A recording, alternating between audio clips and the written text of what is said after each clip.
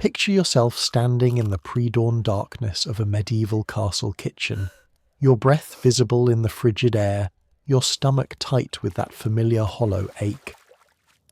The stone walls around you hold the memory of last night's feast.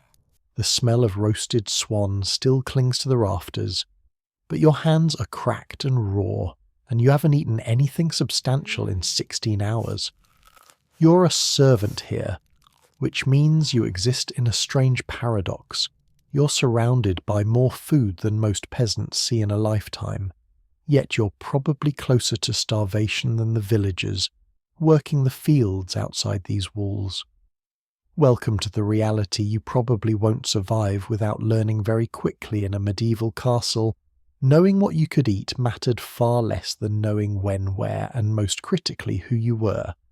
So before you get comfortable, take a moment to like the video and subscribe, but only if you genuinely enjoy what I do here. And hey, drop a comment letting me know where you're watching from and what time it is there. I love seeing this community span the globe. Now dim the lights, maybe turn on a fan for that soft background hum, and let's ease into tonight's journey together. The first thing you need to understand about eating as a castle servant is that food wasn't distributed based on fairness or even hunger. It was distributed based on a hierarchy so rigid and unforgiving that it made the castle's stone walls seem flexible by comparison. At the top of the servant pyramid sat the steward, the chamberlain, perhaps the head cook, if they'd earned enough respect. These weren't just servants. They were officers of the household, often drawn from minor gentry families, and they ate at what was called the upper servants' table. Their meals might include roasted meat, not the choicest cuts, mind you, but actual joints of beef, or mutton white bread made from sifted wheat flour and wine diluted with water, rather than the small beer the lower ranks drank. Below them came the skilled specialists, the baker, the brewer, the head groom, the falconer, the huntsman. These people possessed knowledge that couldn't be easily replaced, and that knowledge translated directly into better food. A master baker might pocket an extra loaf each day as an understood perk of the position. The brewer controlled access to one of the castle's most essential resources, remember, in an era before reliable water purification. Everyone from the lord to the lowest scullion drank ale with every meal. The brewer who watered down the servants' portions too much might find himself facing a minor revolt, but the one who showed favoritism could build a network of allies that would protect him for years. Then you had the general household servants, the ones who served at table, maintained the chambers, tended the fires, hauled the water, and performed the 1,000 small tasks that kept a castle functioning. This is probably where you'd find yourself. You'd eat in the servants' hall after the nobility had finished, and your meal would be whatever was deemed appropriate for your station. Dark bread made from mixed grains, wheat cut with barley or rye, to stretch it further. Pottage thick with whatever vegetables were available, and small beer so weak it barely qualified as alcoholic. On a good day you might see a scrap of salted pork floating in that pottage. On a bad day it was cabbage and onions all the way down. At the very bottom, and this is where survival became truly desperate, you had the temporary workers, the day labourers brought in for harvest or construction, the very young boys and girls just starting their service, and anyone who'd fallen from favour. These souls ate last and they ate least. Their bread might be so coarse with bran and ground peas that it scraped your throat going down. Their pottage might be so thin you could see the bottom of the bowl. Historians still argue whether these lowest servants received enough calories to perform the back-breaking labour demanded of them. Some evidence suggests they were in a state of chronic semi-starvation, their bodies slowly consuming themselves. But here's what made this hierarchy especially cruel. It wasn't static. You could rise or fall based on a dozen factors beyond your control. Catch the eye of the chamberlain in a positive way. Your portions might mysteriously improve.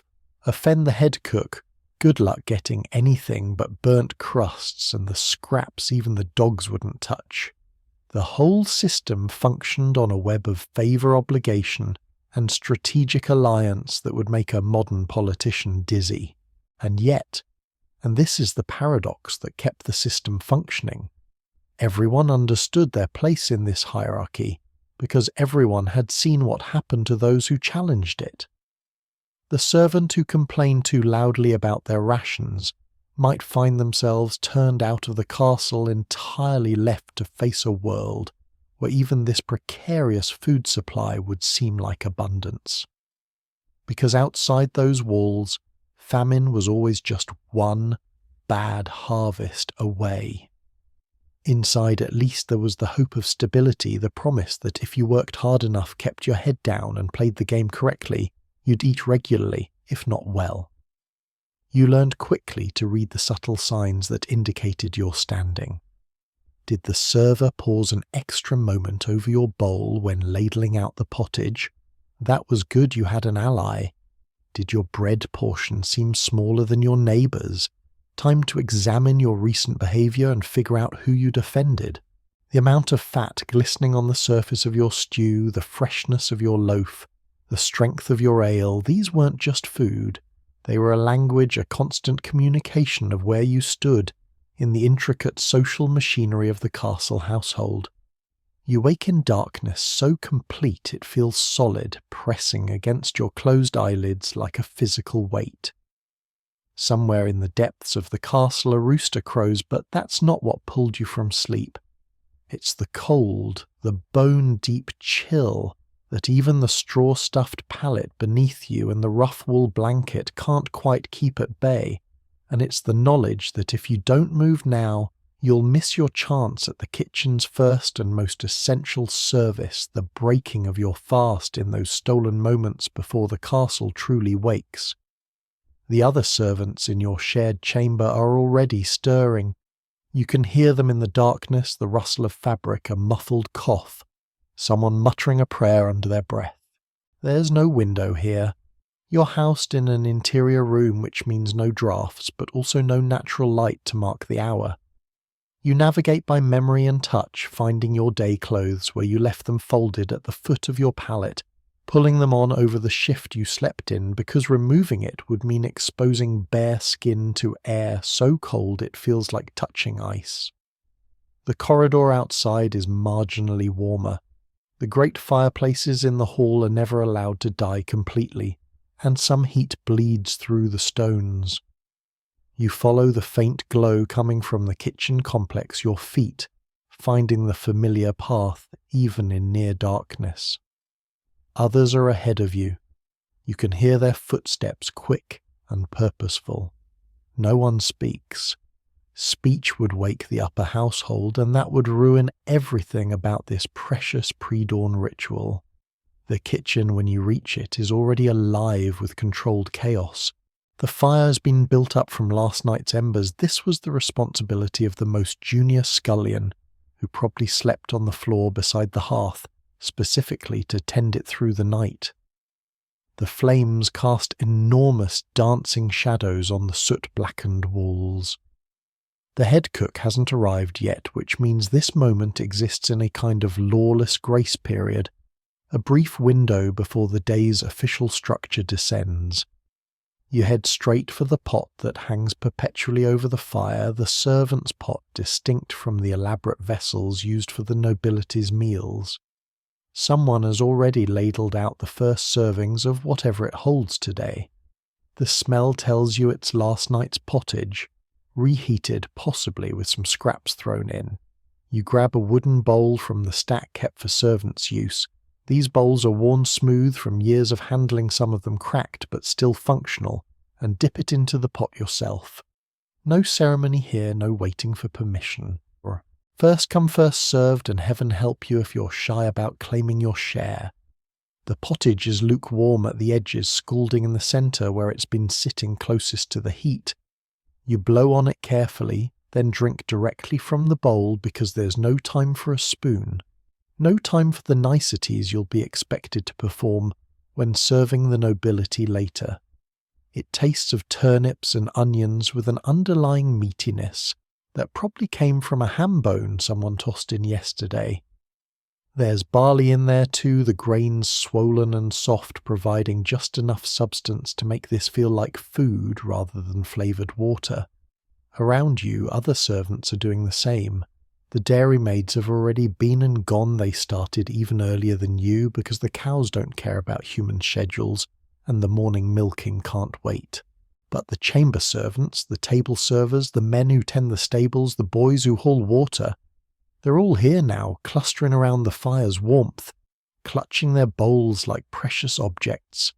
A few have managed to claim chunks of yesterday's bread, the end pieces too hard and dry for the high table, but perfectly adequate when sopped in hot pottage. There's a strange intimacy to this moment. You're all equal here in the pre-dawn kitchen, your faces lit by firelight, your status markers temporarily erased by darkness and shared hunger. The chamberlain's assistant stands shoulder to shoulder with the boy who empties chamber pots. The seamstress who mends the ladies' gowns chews bread beside the scullion whose hands are permanently stained from scrubbing pots. For these few minutes you're simply people who need to eat before the day's demands begin. But you're also watching each other. Who takes too much? Who tries to claim a second serving before everyone's had their first? These small acts of greed or generosity will be remembered, stored away in the collective memory of the servant class to be called upon later, when favours are needed or slights must be repaid. You see one of the stable boys reaching for a second ladle of pottage, and someone you don't even see, who makes a soft clicking sound with their tongue. The boy freezes, reconsiders, pulls his hand back. The message was clear, not yet. Wait your turn, don't be that person. You finish your bowl quickly, because the cold is relentless, and the pottage, for all its simplicity, is warm and filling in a way that makes your stomach unclench slightly. You consider going back for more, but the head cook's voice suddenly booms from the doorway he's arrived, which means the informal feeding is over and the official workday has begun. Everyone scatters to their stations like birds startled from a tree. As you move toward your assigned tasks, your body is already starting to calculate. That pottage perhaps a pint's worth needs to sustain you until midday, when there might be another opportunity to eat or might not, depending on how the morning's work unfolds. Your stomach knows this math intimately. It's already anticipating the hollow feeling that will return around mid-morning, that gnawing sensation that you'll have to ignore while you smile and bow, and perform your duties with grace. But for now, for these few moments, you're not hungry, and in the life of a medieval castle servant that counts as victory. The loaf of bread sitting in your hands right now, if you were actually a medieval castle servant, would tell anyone who glanced at it exactly what you were worth, not metaphorically, literally. The colour, the texture, the size, even the shape of your daily bread served as a visible declaration of your status within the household hierarchy, as clear as if you wore a badge sewn onto your tunic. And here's the thing that makes this especially fascinating. You probably received bread twice a day, every single day, making it the most reliable and most significant component of your diet. Which means that understanding bread wasn't just about food, it was about survival politics, and knowing precisely where you stood in the castle's intricate social machinery. Let's start with what the nobility ate, because you need to understand the distance between their bread and yours to grasp just how much this grain-based hierarchy mattered. The Lord's table received manchet bread made from the finest bolted wheat flour sifted multiple times through progressively finer cloth, until nothing remained but the purest white powder. This bread was almost shockingly pale, with a tender crumb and a delicate crust. If you were a servant attending at table, you'd handle these loaves constantly, breaking them for the diners watching them tear through that soft interior, and never taking a bite yourself unless explicitly given permission. Your bread was something else entirely. As an average household servant, you received what was called maslin, or sometimes just servant's bread, a mixture of wheat and rye or wheat and barley, sometimes with peas ground in if the harvest had been poor. The colour ranged from greyish tan to dark brown, and the texture was dense, chewy, substantial. This wasn't bread that fell apart at the slightest pressure. This was bread that required your jaw to work. Bread that sat heavy in your stomach afterward. Bread designed to fill you up and keep you filled for as long as possible on the smallest amount of expensive wheat flour. The really clever bit, and medieval bakers were nothing if not clever about extracting maximum value from minimum resources, was how they manipulated the ratio of grains based on the season and the current state of the castle's stores. After a good harvest in autumn, your maslin might be perhaps 60% wheat, 40% rye. Come late winter, when stores were running low and the next harvest was still months away, that ratio could flip entirely, leaving you with dark, dense loaves that were probably 70% rye or barley. Historians still argue whether servants could actually taste the difference, or whether hunger made everything equally acceptable, but the written household accounts suggest people absolutely noticed and complained quietly, carefully, when their bread grew darker and coarser. Now here's where the bread as currency concept becomes really interesting. Your daily allocation, typically 2 loaves, one at breakfast and one at supper, wasn't just meant to be eaten immediately. Smart servants understood that bread was a tool, a resource to be managed strategically. Maybe you ate 1 loaf fresh and saved the other for later in the day when hunger struck. Maybe you traded your evening loaf to another servant in exchange for a favour, help with a difficult task, or information about which visiting noble was tipping generously. Maybe you crumbled it into your pottage to stretch that thin soup into something more substantial. The lowest servants, the scullions, the turnspits, the boys who hauled water, received bread that barely deserved the name. This was trencher bread made from the coarsest flour imaginable, unsifted wheat mixed with ground peas beans, sometimes even acorns in desperate times. The loaves emerged from the oven hard as stones, dark brown or grey, and so dense they could serve as doorstops. Often these loaves were intended to be used as edible plates. You'd hollow out the centre, pile your food into the depression, let the bread soak up the juices, and then eat the whole thing, soggy bread and all. But there's a cruel irony embedded in this system that you'd feel in your bones if you actually lived it. The people doing the hardest physical labour often received the poorest quality bread. The scullion turning a spit for 6 hours, arms burning, sweat pouring down. Despite the winter cold, that person needed more calories than the chamberlain reviewing household accounts. Yet the chamberlain got wheat bread while the scullion got bean flour mixed with whatever the miller could scrape from the bottom of his bins. The system wasn't designed around nutrition or fairness. It was designed around status, and status flowed downward from the nobility like water, finding its level. The baker held extraordinary power in this system, power that was simultaneously official and completely deniable.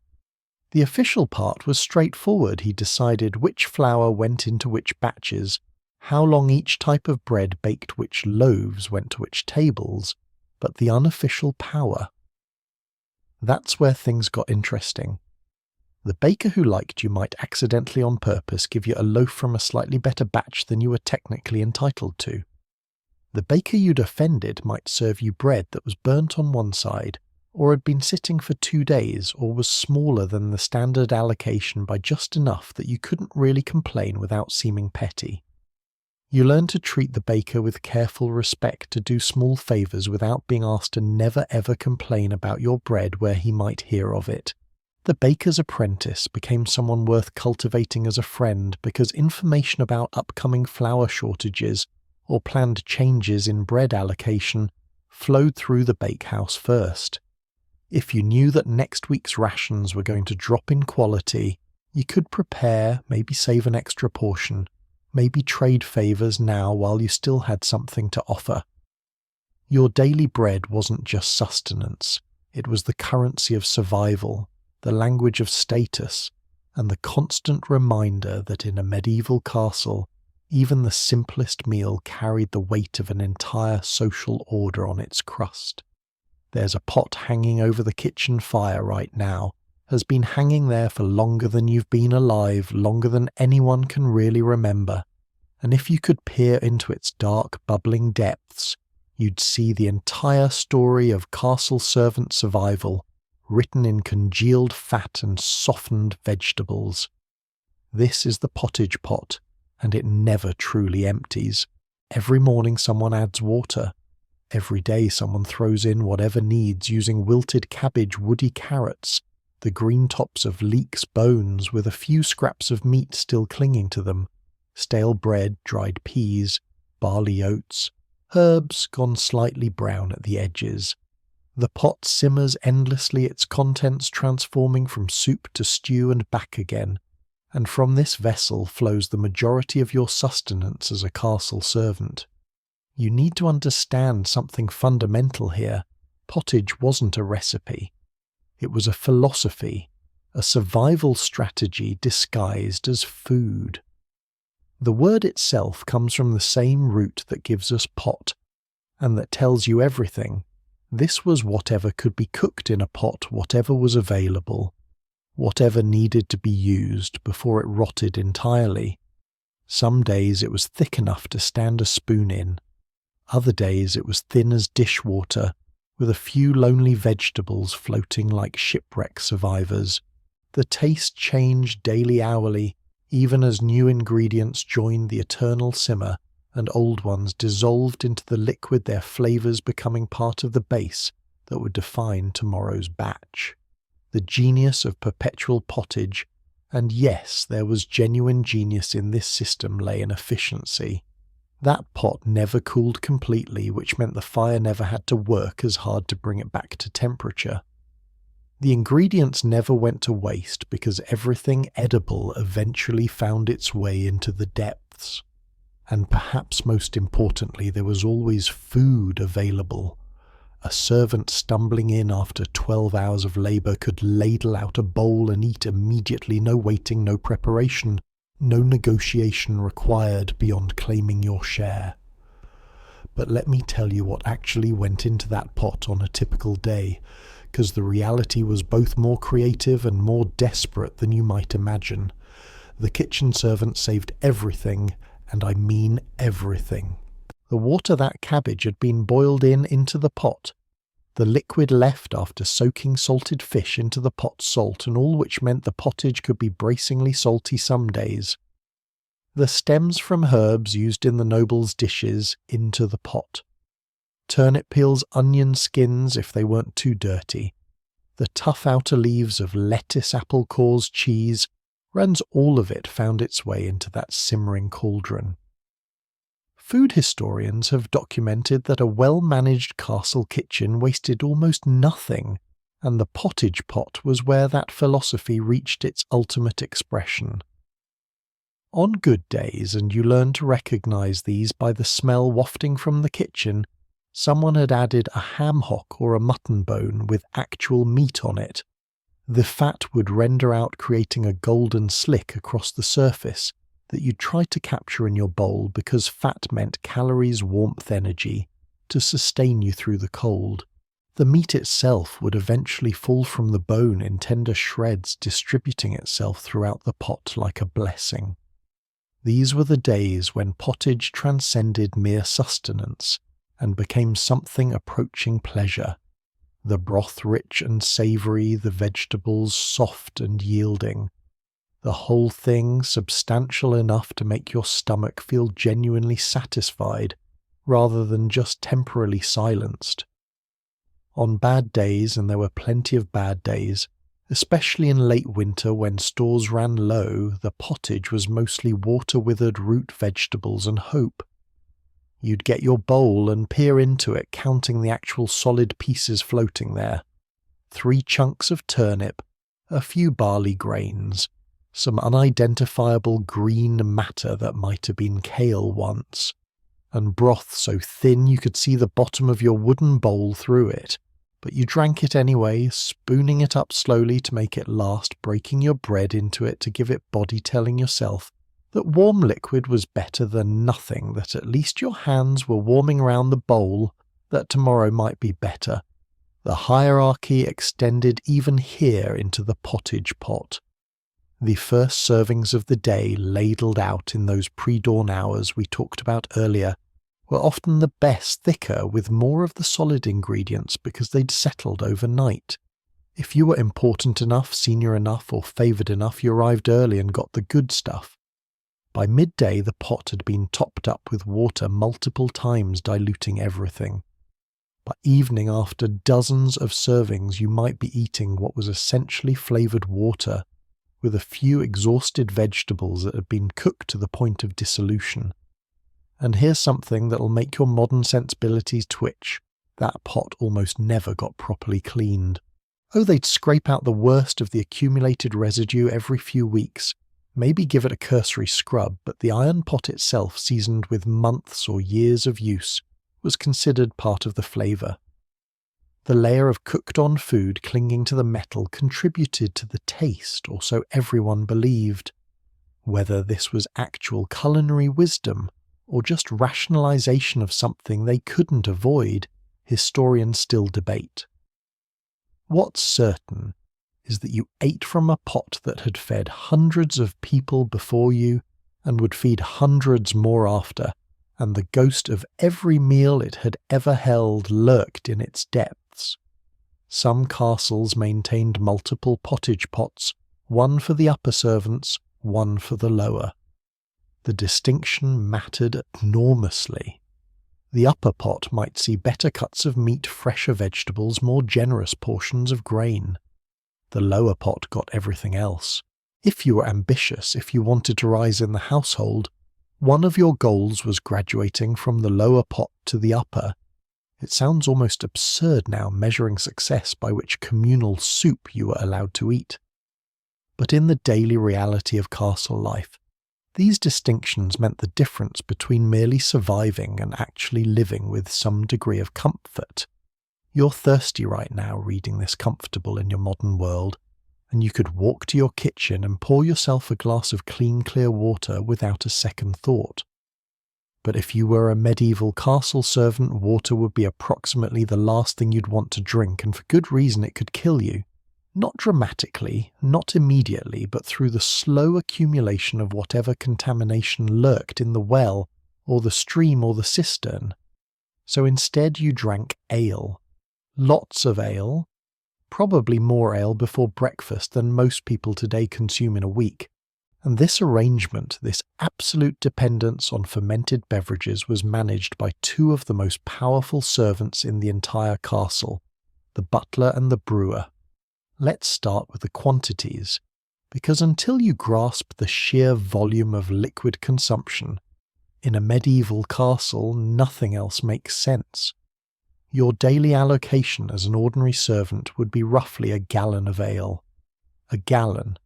That's 16 cups spread across the day, a few cups with breakfast, more at midday dinner, the rest with supper and throughout your working hours.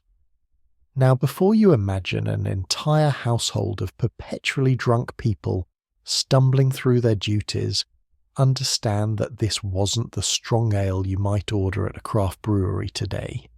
This was small ale or small beer, brewed specifically for daily consumption, with an alcohol content somewhere between 1 and 3%. Just enough fermentation to kill the waterborne pathogens, not enough to impair your ability to, say, carry a tray of valuable dishes without dropping them. The brewer almost always male in larger establishments, though women brewed in smaller households occupied a position of extraordinary leverage. He controlled the production of something literally everyone in the castle needed to survive. The brewing house was his kingdom, a warm, yeasty-smelling domain where enormous vats bubbled and fermented, where sacks of barley and oats were transformed through careful alchemy into the liquid that kept hundreds of people alive. A good brewer could make adequate small ale from the cheapest grains, stretching the castle's resources while keeping everyone hydrated and relatively healthy. A bad brewer or a corrupt one could water down the ale until it was barely more than flavoured liquid, pocketing the savings for himself while the household suffered. Here's where it gets interesting from a survival perspective. Your relationship with the brewer directly affected the quality of what ended up in your cup. The ale distributed to servants came from different barrels than what the nobility drank. Theirs was stronger, clearer, made from better grain, sometimes flavoured with honey or herbs. But within the servant class itself there were gradations. The brewer's friends and allies received ale from the fresher barrels, the ones where the brew was still lively and pleasant. Those who defended him, or who had no particular standing, got ale from barrels that had been sitting for weeks, where the taste had gone flat and sour, where sediment clouded the liquid and had to be strained through your teeth. You learned to keep your drinking vessel, usually a leather jack or a wooden cup, close at hand throughout the day. Losing it meant drinking from communal vessels that everyone's lips had touched, or worse, not drinking at all until you could acquire a replacement. The cup became an extension of yourself, worn smooth from constant use, stained dark from years of ale. You dip it into the communal barrel during designated times, fill it to the marked line that indicated your allowance, and drain it before moving on. The ale was usually served at cellar temperature, which in a medieval castle meant cold enough to be refreshing but not icy, another small mercy in a life full of discomforts. The butler's role was different, but equally crucial. In larger castles, the butler managed the buttery, not a place where butter was stored, despite the confusing name, but rather the department responsible for beverages, particularly wine, and the higher quality ales reserved for the nobility and upper servants. The word comes from bottler, and that's exactly what he did. Managed the bottles, barrels, and casks that held the castle's liquid wealth. If you were lucky enough to serve at the high table, you'd work under the butler's supervision, and that meant access, carefully controlled, closely monitored access to better drinks than your station would normally permit. Here's a secret that every castle servant knew, but rarely spoke aloud: the butler could make you, or break you.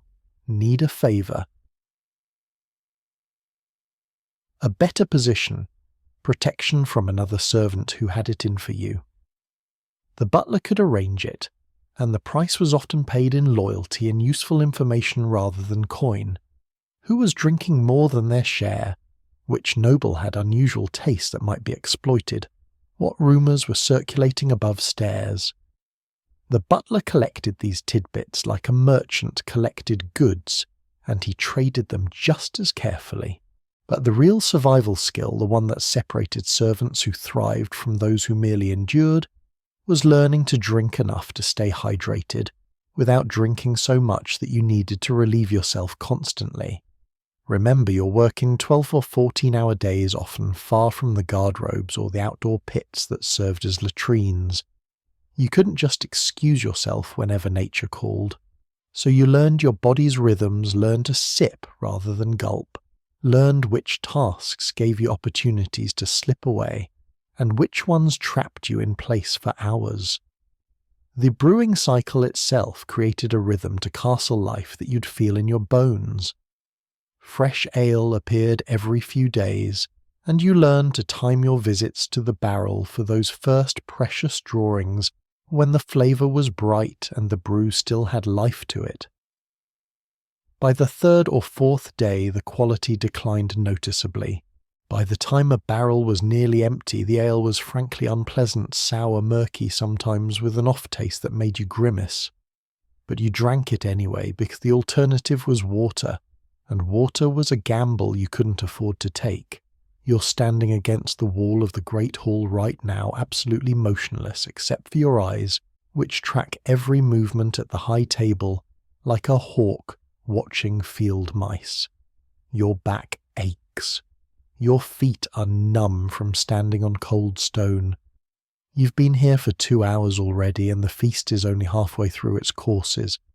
But you're not thinking about your discomfort. You're thinking about what happens when those platters come back to the kitchen, because that's when your real meal begins. This is the paradox of serving at the high table. You're surrounded by more food than you'll eat in a month, close enough to smell the roasted peacock and the honeyed subtleties, yet you're starving, and the only thing keeping you upright is the knowledge that some of this abundance will eventually, hopefully, possibly trickle down to you. The feast unfolding before you is pure theatre. The Lord and his guests sit elevated on the dais, their table draped in white linen, so fine you can see the grain of the wood beneath it. The procession of dishes seems endless. First course brings herbed broths and boiled meats. Second course features roasted joints and elaborate pies shaped like castles. Third course offers game birds and fish in various sauces. Each dish is presented with ceremony carried by servers in clean livery who've been practicing their graceful approach for days. You're one of those servers, or you're standing ready to refill cups, or you're waiting to clear plates, and every muscle in your body is tense with the effort of appearing serene while your stomach growls audibly. Here's what's happening that the diners don't see. Every dish that leaves the kitchen passes through multiple hands, and at each stage someone is making calculations. The cook's assistant who arranged the sliced roast on its platter definitely snuck a piece. You saw his jaw working. The server who carried the pie to the table will claim later that it arrived from the kitchen already missing a portion of crust. The boy who's supposed to be guarding the wine bottles has already been sipping, you can tell by the flush in his cheeks. This isn't theft exactly, or rather it's theft that everyone understands and tacitly accepts, as long as it stays within invisible boundaries that shift based on circumstances, relationships, and how much the head of household is paying attention. But the real treasure comes when the plates return. The nobility eat in a particular way that's both elegant and wasteful. By necessity, they take small portions, taste delicately, leave food artfully arranged on their trenchers to demonstrate their refinement and abundance. A roasted capon might come back with half the breast meat untouched. A fish in sauce might be missing only the choicest centre portion. Bread trenchers soaked with meat juices barely nibbled. Pies with their tops removed but their fillings largely intact. All of this makes its way back to the kitchen on a tide of used dishes, and this is where the hierarchy you learned about earlier becomes viciously practical. The servers who actually carried the dishes to and from the high table have first rights to the returns. This is understood, accepted, built into the social structure. You watch them cluster around the returned platters in the corridor outside the great hall, picking off choice pieces with their fingers, a slice of venison here, a chunk of white bread there, a spoonful of a delicate sauce. They eat quickly, furtively, even though everyone knows this is happening, because drawing too much attention to it would force the steward to crack down, and nobody wants that. What's left after the servers have taken their share gets carried to the kitchen, where it's sorted with surprising precision. The really good stuff, meat that's still warm, bread that's only slightly soaked, anything with expensive spices or sauces goes to the upper servants' table.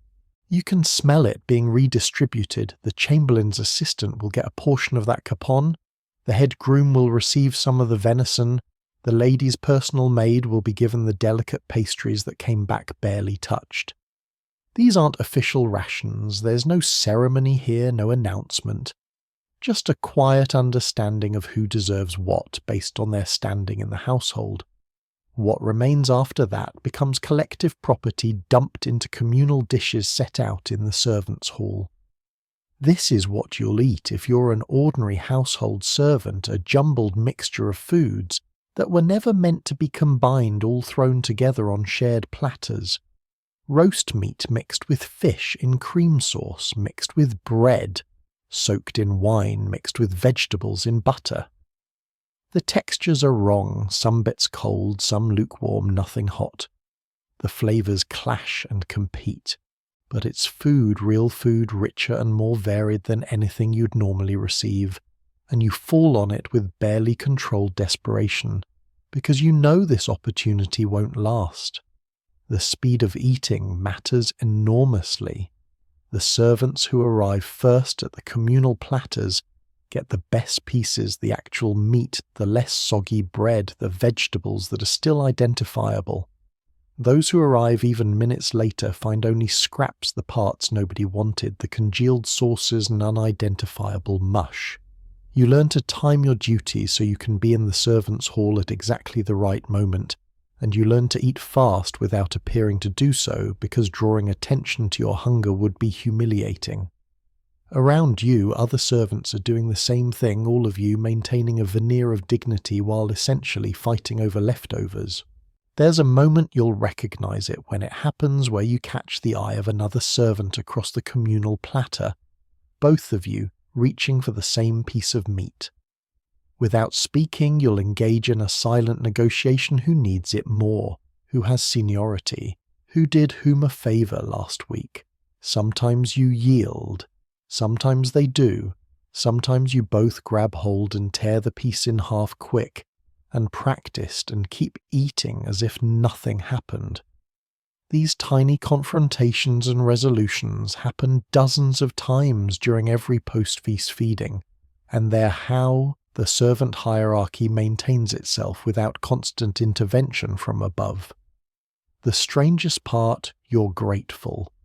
Standing there eating jumbled cold, twice-handled food in a crowded servants' hall, you feel genuinely fortunate because you remember the days when there was no feast, no abundance trickling down, just your ration of bread and thin pottage.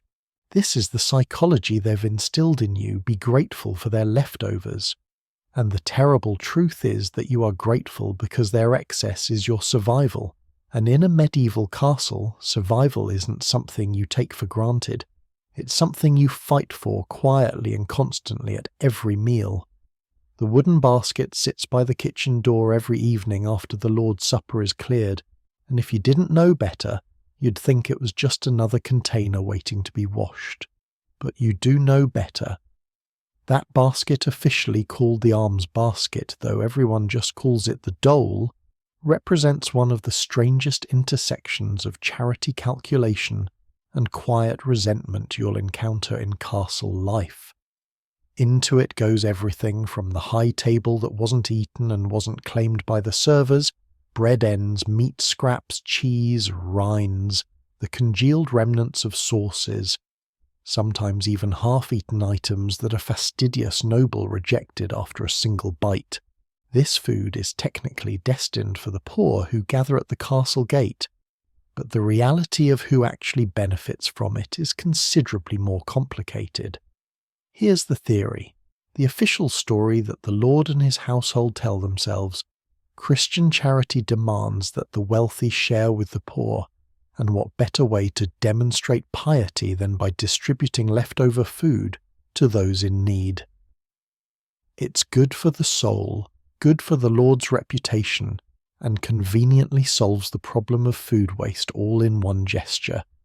The chaplain probably preaches about it, how feeding the hungry earns treasure in heaven, how Christ himself commanded this kind of generosity. On holy days especially, the distribution of alms becomes a public ceremony, with the Lord sometimes personally handing out bread to a carefully selected group of deserving poor who've been positioned at the gate for a maximum visibility. But you know the reality because you've watched this system operate from the inside. First, that basket has to make it from the kitchen to the gate, a journey of perhaps 50 yards through corridors and courtyards. Who carries it? Usually a lower servant, someone without the status to refuse this particular duty. And during that short walk the basket gets lighter. Not dramatically, nobody's stupid enough to steal entire portions, but strategically. A piece of bread slipped into a pocket here, a meat scrap palmed and eaten quickly there. By the time the basket reaches its destination, it contains noticeably less than what was loaded into it, and everyone involved pretends not to notice. Second, the distribution itself is controlled by whoever's been assigned gate duty, often the porter or one of his assistants. This person becomes for all practical purposes a judge deciding who among the poor deserves to eat. The sick woman with 3 children who shows up every night, she gets a reasonable portion. The travelling labourer who's new to the area and has no local connections, maybe a crust of bread if he's lucky. The beggar who offended the porter last week, nothing at all, or perhaps the least appetising scraps from the bottom of the basket. The system creates miniature kingdoms of power, where servants barely above starvation themselves get to play lord over those even more desperate. Third, and this is where it gets really ethically murky, some castles implemented a practice where servants could effectively buy items from the alms basket before distribution. Not with coin necessarily, but with favours with loyalty with information. If you were friendly with the servant carrying the basket, you might negotiate for a particular item. Save me that cheese rind and I'll take your duty in the hall tomorrow. The food meant for the truly destitute becomes currency in the servant economy, circulating through informal networks before it ever reaches the castle gate. But here's what makes this system especially cruel. Everyone involved resents it for different reasons. The nobles resent having to give up food at all. Even food they wouldn't eat anyway, it feels like an obligation imposed by religion, rather than genuine generosity. The upper servants resent that perfectly good food goes to outsiders when they themselves aren't eating well. The lower servants resent carrying the basket and being associated with poverty in the minds of their betters. And the poor at the gate resent receiving scraps and being made to grovel gratefully for food that's often half-spoiled cold and insufficient to meet their actual needs. You've probably participated in alms distribution at some point, either carrying the basket or standing gate duty, and you remember the faces. The desperation in the eyes of people who haven't eaten in days, the mothers trying to position their children where they'll be noticed and pitied, the old men who can barely stand but refuse to sit because they're afraid they'll be overlooked, the young boys who actually fight fists and all over a piece of stale bread, and you standing there with a basket parcelling out these miserable scraps, while trying not to think about how thin the line is between your position and theirs, how a single stroke of bad luck could put you on the other side of this transaction. The amount of food in the alms basket fluctuates wildly, based on factors that have nothing to do with need and everything to do with castle politics. When important guests are visiting, the basket overflows. The Lord wants to be seen as generous. During Lent and other holy periods, the portions increase, because that's when Christian charity is supposed to be most visible. But during lean times, or when the household is travelling and castle staffing is minimal, the alms basket might contain almost nothing. The poor learn to read these patterns to know which days are worth waiting at the gate, and which days they should seek charity elsewhere. Some servants genuinely believe in the practice, see it as a meaningful way to help people even more desperate than themselves. These servants, usually older, often deeply religious, guard the alms basket, fiercely making sure it reaches the gate intact, distributing its contents with real care and attention. They'll remember names, know who has children, make sure the elderly get softer food they can actually chew. But they're rare. Most servants view the alms basket with cynical indifference. Just another task, another obligation, another reminder that in this world charity flows downward grudgingly, and everyone takes their cut along the way. You've learned not to think too hard about the ethics of it all. When you're hungry, and you're often hungry, It's hard to fault the servant who pockets a bread crust meant for the poor. When you're exhausted from 14 hours of work, it's hard to blame the porter for showing favouritism to beggars who don't complain. The alms basket is supposed to represent Christian virtue, but what it actually represents is the complex, compromised reality of survival in a world where nearly everyone is struggling, and true generosity is a luxury almost no one can afford. There's a key hanging on a leather cord around someone's neck right now in the castle, and that key is worth more than most servants will earn in a year. It opens the storerooms, the pantry, the buttery, the spicery, the cellars, where barrels of salted meat sit stacked in the darkness. Whoever wears that key controls the flow of food through the entire household, and that means they control in very real terms who eats well and who doesn't, who survives comfortably and who barely scrapes by. If you're smart, if you're ambitious, if you simply want to ensure your own survival, you need to understand who holds these keys and how to navigate the intricate power dynamics that swirl around them like moths around a candle flame. Let's start with the most obvious power player, the head cook. In a large castle, this isn't just a person who prepares food. This is an administrator, a manager. Someone who oversees dozens of kitchen workers and controls resources worth hundreds of pounds annually. The head cook decides which ingredients get used when which dishes appear, on which tables how the day's supplies are allocated.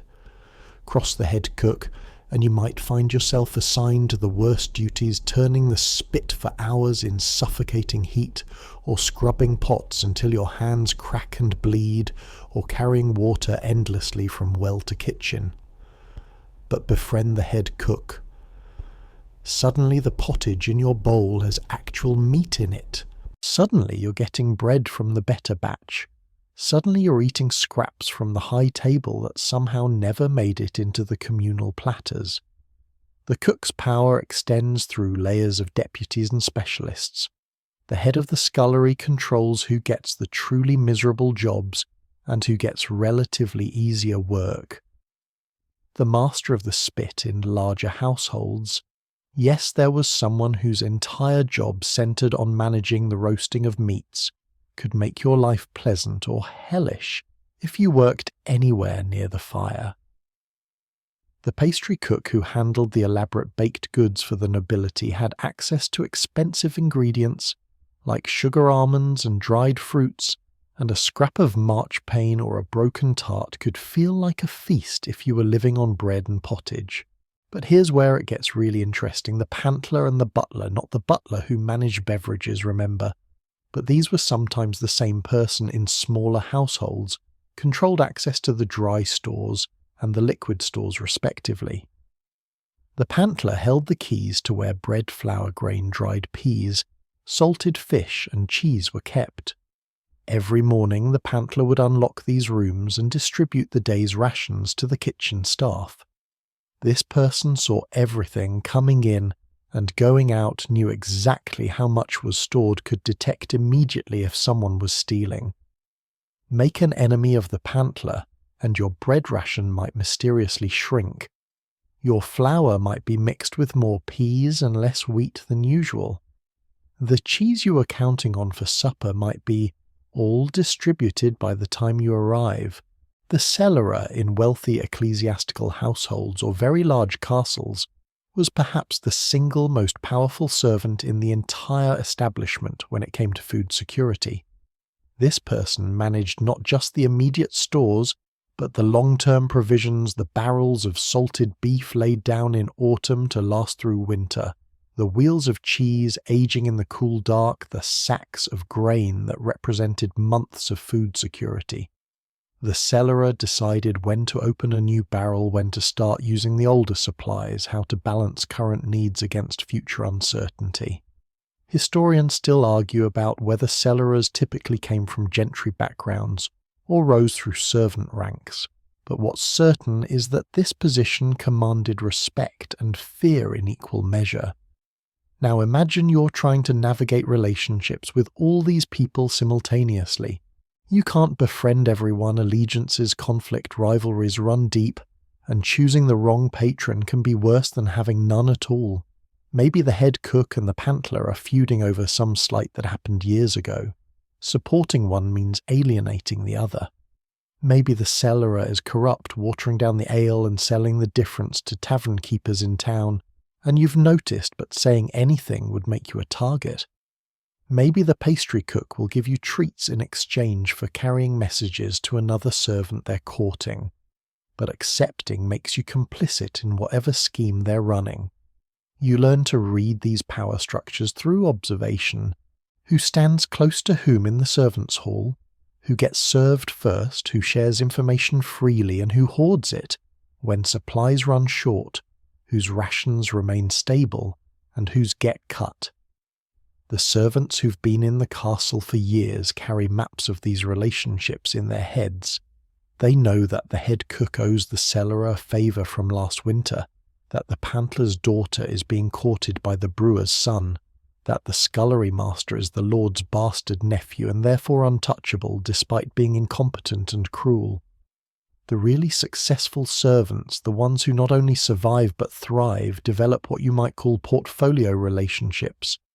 They don't rely on a single patron or ally. Instead, they cultivate multiple connections at different levels.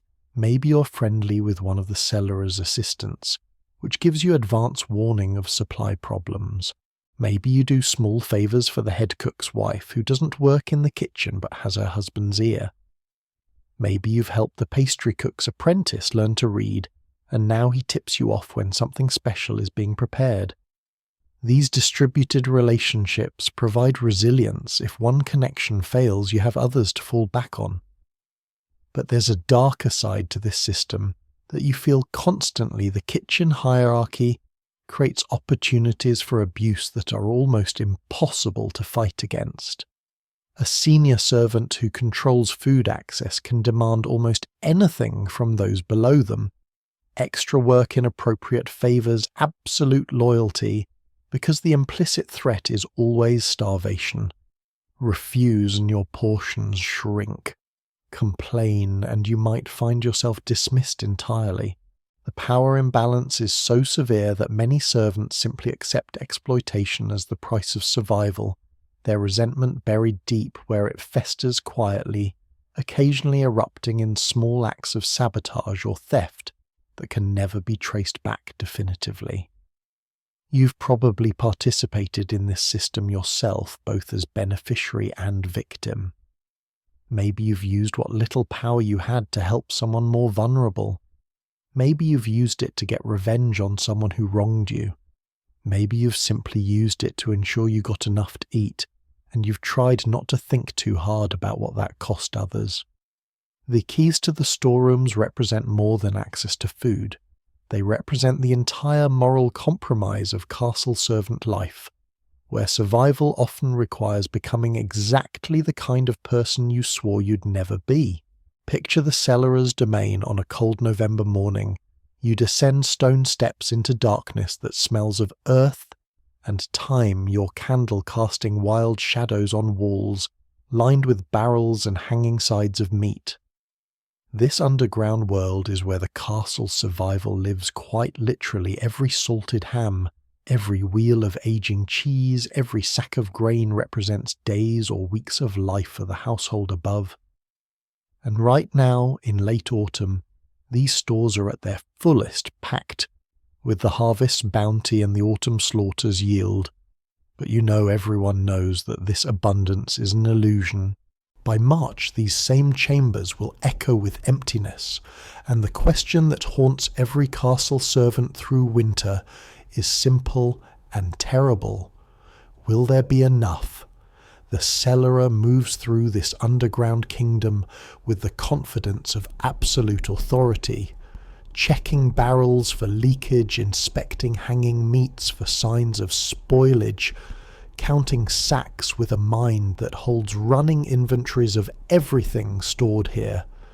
You're following at a respectful distance, perhaps helping to carry items up to the kitchen, and you're learning the brutal mathematics of food preservation. That side of bacon hanging near the entrance. It'll be used first while it's still relatively fresh. The ones deeper in the cellar where the air is coldest and driest, those will last until spring if they're managed carefully. The grain sacks stacked against the far wall are arranged in order of age, oldest in front to be used first, newest in back. Everything here exists in a careful temporal sequence of planned consumption that extends months into the future. But here's what the cellarer knows that most servants don't: preservation is always a battle against nature, and nature wins more often than anyone admits. The salted meat develops white mould that needs to be scraped off. Is it still safe to eat? Usually yes, but it tastes worse with each passing month. The grain attract weevils no matter how carefully it's stored. You'll be eating beetle protein along with your bread by February whether you like it or not. The cheese develops cracks where unwanted moulds creep in, and someone has to make the decision: cut away the bad parts and use the rest, or declare the whole wheel spoiled. These aren't academic questions when you're looking at wheels of cheese that represent a month's worth of protein for 50 servants. The autumn slaughter you probably participated in it actually because every available hand was needed, was when most of the year's meat preservation happened. The pigs that had been fattening all summer, the cattle that were too old or too expensive to feed through winter, the sheep culled from the flock. All of them were killed within a few weeks as the weather turned cold enough to work safely, but before the deep freeze made butchering miserable. You remember the blood, the noise, the steam rising from opened carcasses in the cold air, and the frantic work of transforming animals into food that would last months. Salting was the primary preservation method, and the castle went through astounding amounts of salt. Expensive, precious salt that came from coastal salt works, or was laboriously evaporated from brine springs. The meat was packed in barrels with layers of salt so thick it looked like snow, then sealed and stored in the coolest parts of the cellar. Some pieces were smoked in addition to salting, hung in chimneys or special smokehouses, where they absorbed the preservative compounds in wood smoke. The result was meat that would last until spring, but meat that bore almost no resemblance to fresh flesh. It was dry, hard, so salty it had to be soaked in water for hours before cooking, and it had a flavour that can best be described as survival, edible, nourishing, but not something anyone would choose if fresh meat were available. The seasonal cycle created a rhythm you felt in your meal's autumn abundance when fresh meat was plentiful and vegetables were everywhere. Winter stability when you were eating preserved foods but the stores were still full. Spring desperation, what food historians call the hungry gap, when the preserved foods were running low or going bad, but the new harvest was still months away. This was when creativity became essential, when the cook started making dishes that disguised the taste of borderline spoiled meat, when the bread got darker and coarser, when everyone's belt tightened noticeably.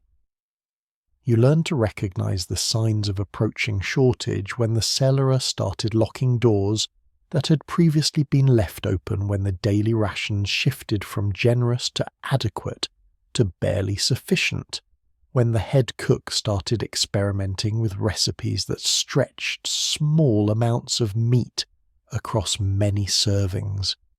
The servants' hall took on a different atmosphere during these lean months, less conversation, more tension, everyone watching their neighbours to make sure no one was taking more than their share. But here's something that might surprise you: the cellarer's power during shortage actually increased rather than decreased. When food was plentiful, the cellarer was just an administrator. When food was scarce, the cellarer became a judge, deciding which departments got full rations and which got cut, which servants were essential enough to maintain their portions and which could be expected to make do with less. This created opportunities for both corruption and genuine compassion, A corrupt cellarer could demand bribes, coin, favours, information in exchange for maintaining someone's rations. But a compassionate cellarer could quietly ensure that the pregnant kitchen maid got extra, or that the elderly stable master received softer food he could actually chew. The stores also contained what we might call luxury items, spices, dried fruits, honey, wine, imported delicacies that were almost entirely reserved for the nobility, but whose very presence in the castle created temptation. You walked past jars of cinnamon, saffron, and ginger that were worth more per ounce than silver, and the knowledge that just a pinch would transform your bland pottage into something extraordinary was almost physically painful. Theft of these items was punished, severely dismissal, at minimum possibly worse, but it happened anyway because the temptation was simply too great for some people.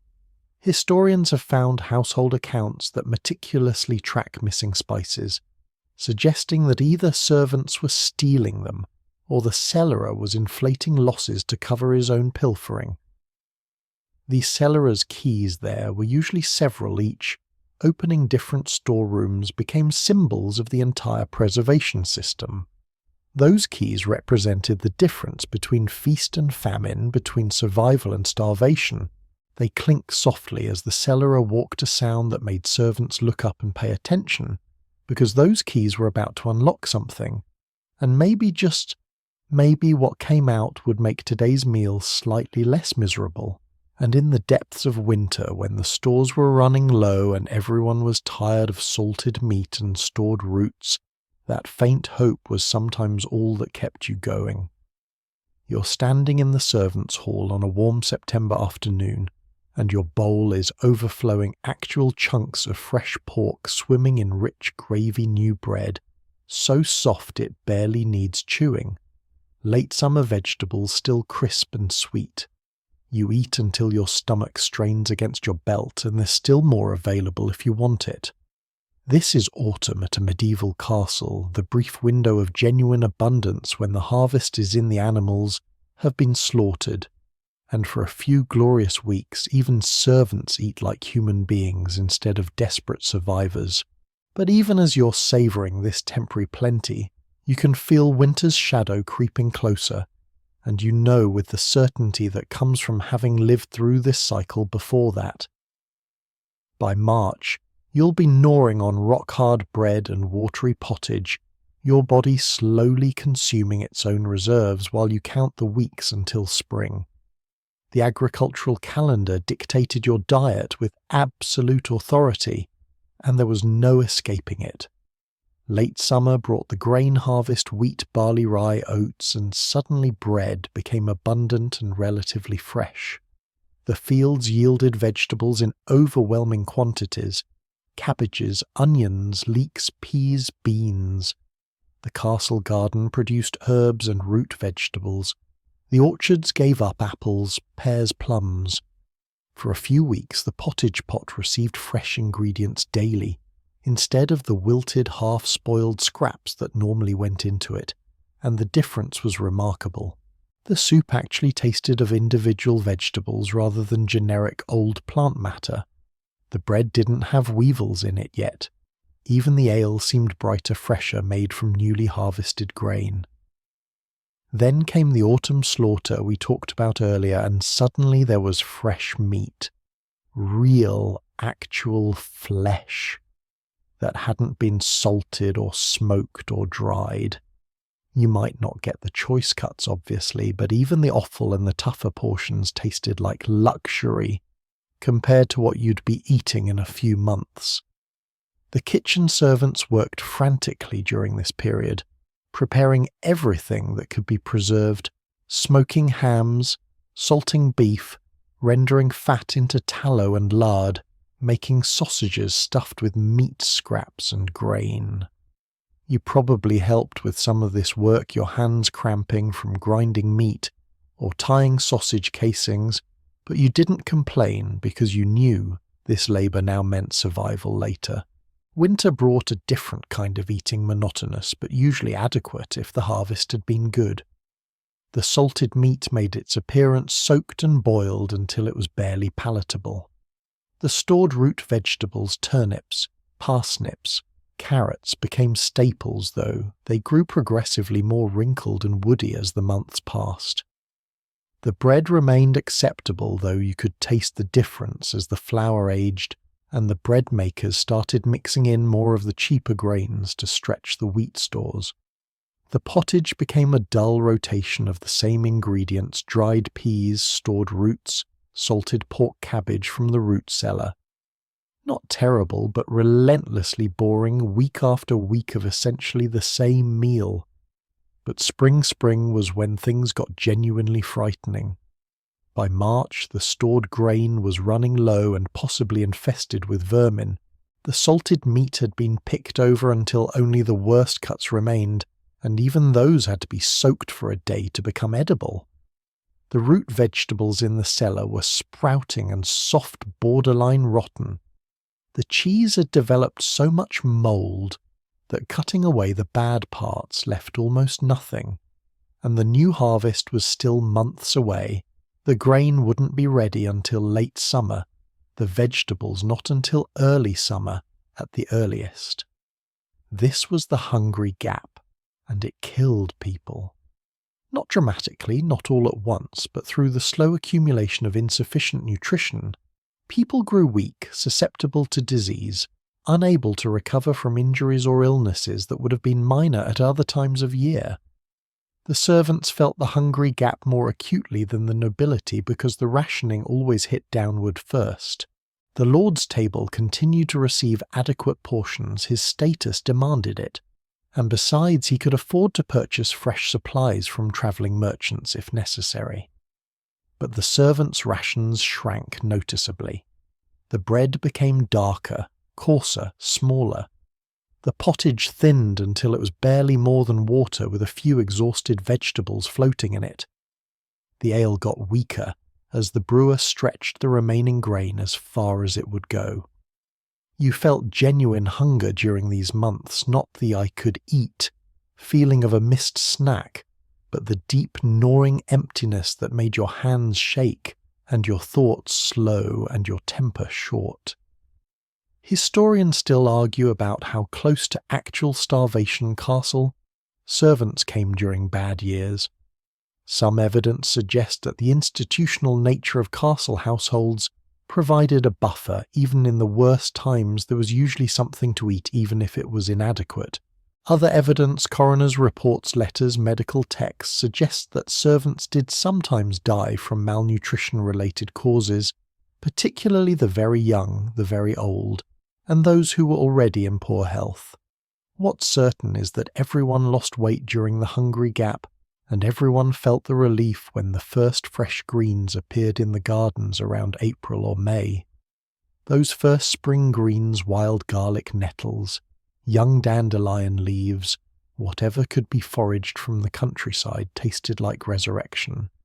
Literally the first fresh food in months, and even though it was just leaves, just plants that grew wild and cost nothing, the vitamin content and the psychological boost were enormous. You'd see servants sneaking away from their duties to gather these plants, risking punishment, because the alternative was continuing to eat nothing but stored foods that had gone from merely unpleasant to genuinely revolting. The castle garden started producing again in late spring. First, the fast-growing lettuces and radishes, then peas and beans, then eventually the summer vegetables. Each new crop felt like a miracle, a reprieve from the death march of preserved foods. The pottage pot started receiving fresh ingredients again, and the change in flavour was so dramatic it was almost disorienting. You'd forgotten what food could taste like when it wasn't salted or dried or stored for months. The servants' hall buzzed with renewed energy as bodies that had been slowly starving finally got adequate nutrition again. And then summer brought its own plenty, not as overwhelming as autumn's abundance, but steady and fresh and varied. Vegetables from the garden, berries from the hedgerows, fresh fish from rivers and ponds, Young chickens and ducks, dairy products in abundance, as the cows and goats gave milk freely on summer pasture. You ate well during these months, rebuilding the body mass you'd lost during the hungry gap, preparing unconsciously for the cycle to begin again. Because it would begin again. Next autumn's abundance would give way to next spring's desperation, as reliable as the seasons themselves, and your survival depended on understanding this rhythm and preparing for it as best you could, within the limited control you had over your own diet. You're crouching in the undergrowth at the edge of the forest, perfectly still, listening for the sound of the gamekeeper's horse. In your hand is a crude snare made from twisted horsehair, and 50 feet away, caught in a similar trap, is a rabbit, small, scrawny, but still protein, still meat, still something that could make the difference between adequacy and genuine hunger this week. But here's the problem: this rabbit by law belongs to the Lord. This forest, these trees, every living creature within it exist for his pleasure and profit, and what you're doing right now, what countless castle servants have done throughout the medieval period, is poaching, which could get you dismissed, fined, mutilated, or, in extreme cases, hanged. Yet you're doing it anyway because the alternative is slow starvation on inadequate rations, and survival has a way of making criminals of even the most law-abiding people. The laws governing who could take what from the land were Byzantine in their complexity and draconian in their enforcement. The forest, not wilderness, but the legal designation forest, was the Lord's private hunting preserve, and forest law was its own separate legal system, harsher and more arbitrary than common law. Deer were sacrosanct, reserved exclusively for the nobility's hunting pleasure. Taking a deer could result in blinding or the loss of a hand. Even disturbing deer or damaging their habitat was punishable. Smaller game, rabbits, hares, wild birds occupied a murky legal space where enforcement depended on the Lord's mood, the gamekeeper's vigilance, and whether anyone important had noticed the poaching. But servants had certain advantages when it came to supplementing their diet illegally. You knew the castle's routines intimately when the gamekeeper made his rounds, when the foresters were occupied elsewhere, when the Lord was away and enforcement grew lax. You had legitimate reasons to be near the forest, gathering firewood, cutting rushes for floor coverings, collecting wild herbs for the kitchen. These tasks provided cover for more profitable activities. A servant sent to gather kindling might return with a basket of sticks hiding a brace of rabbits underneath. A maid collecting herbs might have a clutch of wild bird eggs tucked into her apron. The techniques of quiet poaching were passed down like secret knowledge from older servants to younger. You learned to set snares in places the gamekeeper rarely checked: dense thickets, the far edges of the forest boundary along animal trails that were productive but not obvious. You learned which trees held bird nests and how to take a few eggs without the parents abandoning the nest entirely. You learned to recognize the signs of a rabbit warren and how to position snares at the entrance holes just before dawn when the animals emerged to feed. None of this was written down, it couldn't be, but the knowledge circulated through whispered conversations and careful demonstrations. Fishing occupied a slightly different legal space, but was equally fraught with danger. Rivers and streams were often the Lord's property, and taking fish without permission was theft. But smaller waters, farm ponds, drainage ditches, the marshy areas near castle walls might be accessible if you were clever and discreet. You could fashion a simple trap from woven willow branches, place it in a stream overnight, and check it before dawn. Sometimes you caught nothing, sometimes you caught a few small fish barely worth the effort. But occasionally you'd find a fish large enough to provide a real meal, and the risk suddenly seemed worthwhile. The castle gardens and orchards presented their own opportunities and dangers. Technically, everything growing there belonged to the household and was monitored by the garden servants. But gardens are inherently difficult to secure, walls can be climbed, locks can be picked, and plants don't have serial numbers. A servant with garden access could pocket a few vegetables, claim a pest, or disease had damaged the plants, and who could prove otherwise? An apple or pear taken from the orchard trees could be explained away as a windfall fruit already fallen, and thus technically waste. The key was moderation. Take too much and you'd be caught. Take just enough and you might get away with it indefinitely. Wild plants offered the safest supplementation because they occupied legal grey areas. Nettles grew everywhere and were free for the taking. You could gather them in spring and make soup that was actually nutritious, high in vitamins and minerals that were otherwise absent from the servant diet. Wild garlic mushrooms in autumn, blackberries from the hedgerows, hazelnuts, chestnuts, acorns that could be ground into a bitter but edible flour. All of these were technically available to anyone, though even here taking too much could bring accusations of greed or theft from the commons. Historians still argue about how much of the medieval servant diet actually came from these supplemental foraging activities. Some evidence suggests it was minimal, perhaps 5 to 10% of total calories, just enough to provide variety and occasional protein. Other evidence, particularly from lean years and spring shortages, suggests servants relied on foraged and poached foods far more heavily, possibly up to a quarter of their diet during the hungry gap. What's certain is that almost every servant engaged in some form of unauthorized food gathering, and the castle authorities knew it, and generally tolerated it as long as it remained small-scale and didn't threaten the Lord's deer. But tolerance had limits, and those limits shifted unpredictably. A new lord might decide to crack down on poaching as a demonstration of authority. A gamekeeper looking to prove his worth might become zealous in pursuit of offenders. A bad harvest might make the nobility more protective of their own food sources. You lived with constant low-level anxiety about whether today would be the day you'd be caught, whether that rabbit in your snare would cost you your position, whether the risk was worth the reward. Most days, most years you got away with it, but the knowledge that you might not, that survival required breaking laws that could destroy you, added another layer of tension to a life already full of precarity. You're kneeling in the kitchen garden right now, your hands deep in dark soil, ostensibly weeding the onion beds, but actually checking to see if any of the carrots are large enough to harvest, and more importantly whether anyone would notice if one or two went missing. The garden servants occupy a peculiar position in the castle hierarchy.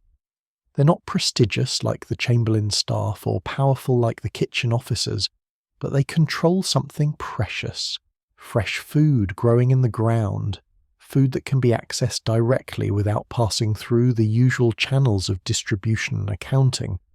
And if you're smart, if you're careful, if you understand the unwritten rules of garden privilege, you can eat significantly better than servants of equivalent rank who work indoors. The kitchen garden, usually a walled enclosure near the kitchen complex, is where most of the castle's vegetables come from: onions, leeks, cabbages, peas, beans, herbs of every description, root vegetables like carrots and parsnips, salad greens in season. Depending on the size of the castle, this might be an acre or more of intensively cultivated land producing food constantly from early spring through late autumn. Someone has to maintain this garden, sowing seeds, watering, weeding, harvesting, protecting against pests and thieves. That someone is you if you've managed to secure a position among the garden servants, and that position comes with opportunities that indoor servants can only dream about. The most obvious advantage is simple access. You spend your days surrounded by food in its most accessible form, no locks to pick, no stores to raid, no complicated theft required. A carrot can be pulled from the ground, brushed off and eaten in seconds, and who's to say it was ever there? The garden's yield isn't counted until harvest, and even then the accounting is approximate. Approximately 300 onions is about as precise as the records get, and whether it's actually 295 or 305 nobody can prove.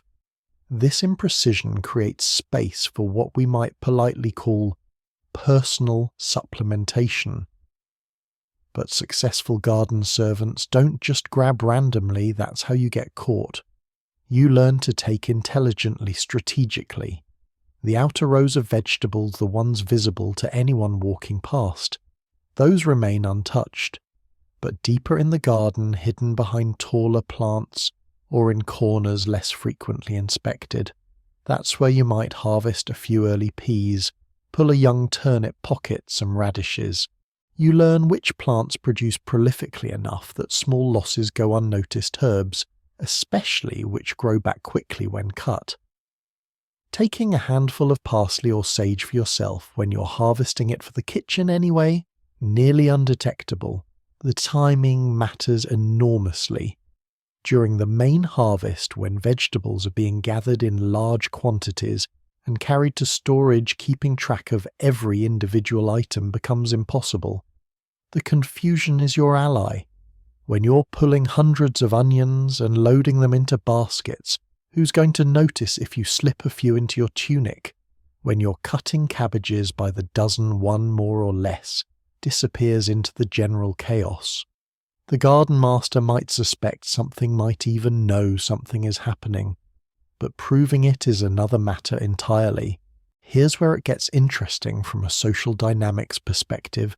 The garden servants often operated as a kind of informal cooperative, sharing their unofficial harvest among themselves and with carefully selected allies outside the garden. You'd give some of your surplus vegetables to the dairymaid in exchange for extra milk or cheese. You'd trade with the brewery workers for better ale. You'd cultivate the friendship of the cook's assistant, who could ensure your vegetables were prepared in ways that made the kitchen look good, thus reflecting well on you. These networks of exchange meant that garden privilege extended beyond the garden itself, creating a web of mutual support and obligation. The herbs deserve special mention because they occupied a unique space, valuable, yes, but also somewhat mysterious to most people. The herb garden was often the domain of one particular servant, sometimes an older woman who'd accumulated years of knowledge about which plants were culinary, which were medicinal, which were both. This person's expertise made them somewhat untouchable. Fire them, and who would remember which green plant was parsley and which was hemlock? This specialized knowledge translated into job security and a degree of autonomy unusual for servants. It also meant access to herbs that could make even the blandest food palatable. A bit of sage, some rosemary, perhaps garlic from the allium beds, these could transform pottage from survival rations into something approaching actual cuisine. But the garden also required real work, back-breaking work, the kind that left you exhausted and sore in ways that indoor servants never experienced. You spent hours bent over in all weather, the blazing sun of summer, the cold rains of spring and autumn, even the occasional winter day, checking on stored roots or repairing beds for next season. Your hands were permanently stained with soil, cracked from moisture, and cold, occasionally bleeding from thorns or rough stems. Your back ached from constant bending. Your knees protested from kneeling on hard ground. The garden gave you food, yes, but it extracted a physical price that some servants decided wasn't worth paying. The garden was also vulnerable in ways that worried everyone who depended on it. A late frost could kill the tender spring plants. Drought could stunt growth and reduce yields. Pests, caterpillars, slugs, beetles could destroy entire crops if not controlled. Disease could sweep through a bed of cabbages, turning them to rotten mush, and there was nothing you could do about any of it except try your best and hope. Unlike stored grain or salted meat, which were relatively stable once preserved, the garden was always at the mercy of nature, and that uncertainty affected not just the castle's food supply, but your personal food security as well. The garden servants also faced a peculiar form of surveillance. They were watched by the garden master, yes, but also by any servant who happened to walk past and might report suspicious activity. The kitchen staff watched because they wanted to ensure the garden was producing adequately for their needs. The chamberlain watched because waste or theft reflected poorly on the household's management. Even other garden servants watched each other because one person's greed could bring increased scrutiny that hurt everyone. You learned to take your unauthorized vegetables with the same casual confidence you brought to authorized harvesting. No furtive glancing around, no nervous movements. Just the calm efficiency of someone doing their legitimate work who happened to be eating a carrot while they worked.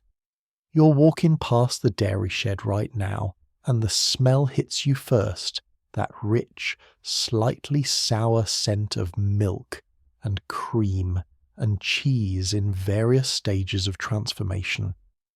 Inside, the dairy maids are working in the cool dimness, their hands moving with practiced efficiency through tasks that haven't changed in centuries, skimming cream, churning butter, pressing curds into cheese.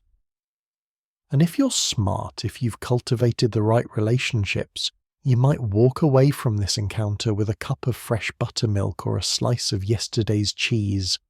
Small treasures that make your daily rations feel almost luxurious.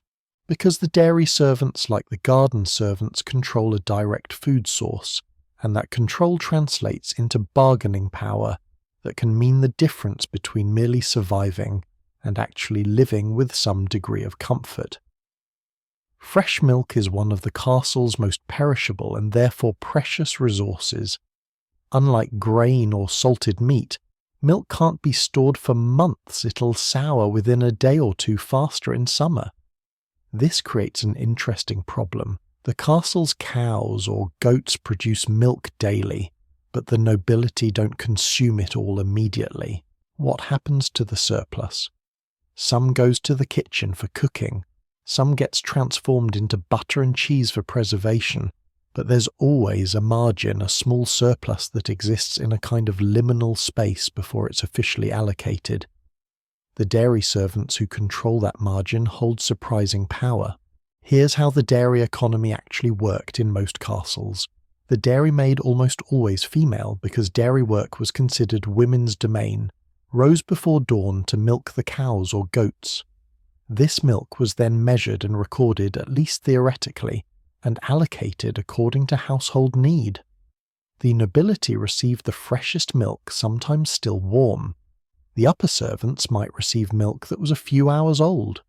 Lower servants got buttermilk, the liquid left over after butter making, or milk that was starting to sour, which wasn't necessarily bad. Soured milk had its own uses in cooking, and was actually more digestible for some people than fresh milk. But between the recording and the allocation, there was space for negotiation. The dairymaid who measured the milk could skim a bit off the top, literally taking some of that fatty cream for herself, and as long as the final quantity was roughly correct, no one would know. She could claim a cow gave less milk than it actually did, or that some was spilled, or that the morning milking was unusually poor. These small acts of creative accounting meant the dairy servants often had access to milk products beyond their official rations, and these products became currency in the servant economy. Butter was even more valuable because it required labour to produce and could be stored for weeks or months if packed properly in salt.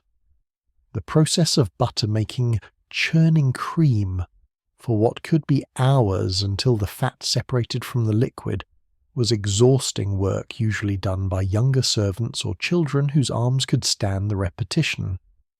The butter that emerged was golden rich, packed with calories that were desperately needed in a diet otherwise low in fat.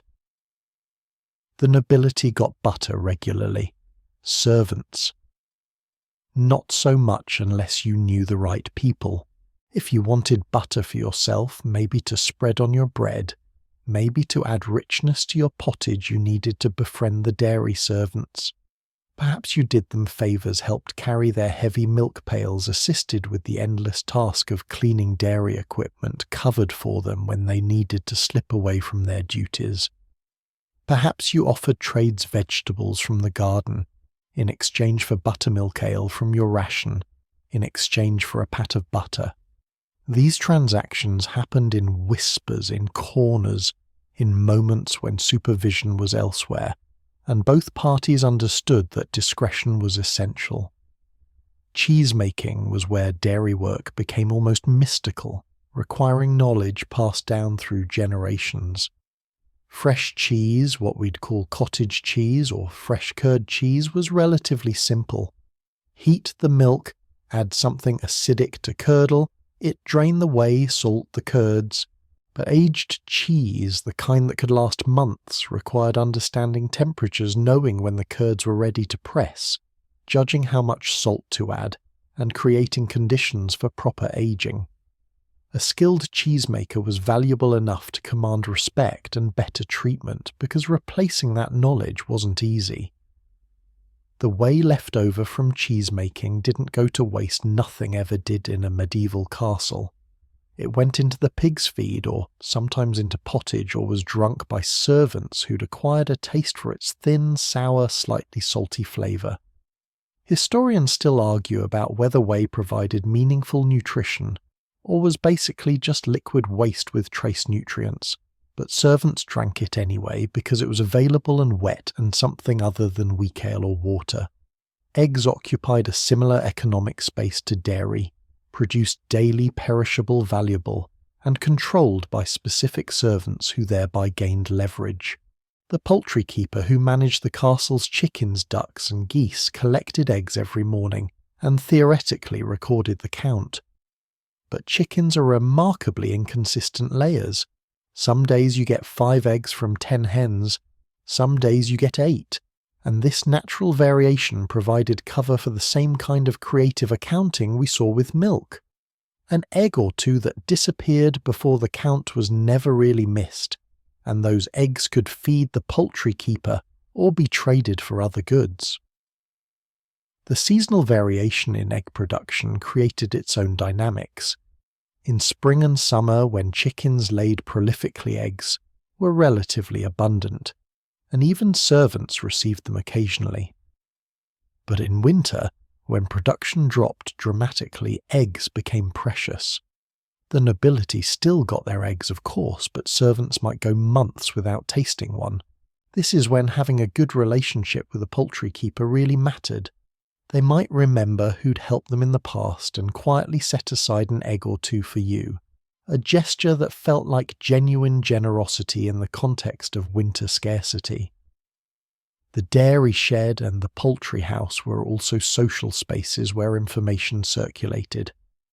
The servants who worked there, often women, often working somewhat independently, heard things. They knew which noble lady was pregnant before the announcement. They heard about romantic entanglements through servant gossip. They learned about upcoming feasts or shortages before the general household. This information had value, and the dairy and poultry servants could trade it for favours, protection, or simply better standing in the complex social negotiations that defined servant life. Your access to fresh eggs or butter might depend less on your official rank, and more on whether you'd shared a useful piece of gossip with the right person at the right time. The chapel bell is ringing for vespers, and you feel your stomach clench, not with religious devotion, though you'll certainly perform that when required, but with a different kind of anticipation entirely. Because today is Friday, which means tonight's supper cannot contain meat. Tomorrow is Saturday, also meatless. Sunday you might get meat, but then Monday and Wednesday are fast days for many households. You're looking at potentially 4 or 5 days a week, where flesh of any kind is forbidden by religious law, and while the nobility have access to expensive fish and elaborate meat substitutes, you're facing the prospect of surviving on bread, pottage, and whatever sad aquatic creatures the castle can source cheaply enough to feed to servants. Welcome to the intersection of religious obligation and practical starvation, a place where your soul's salvation and your body's survival exist in constant grinding tension.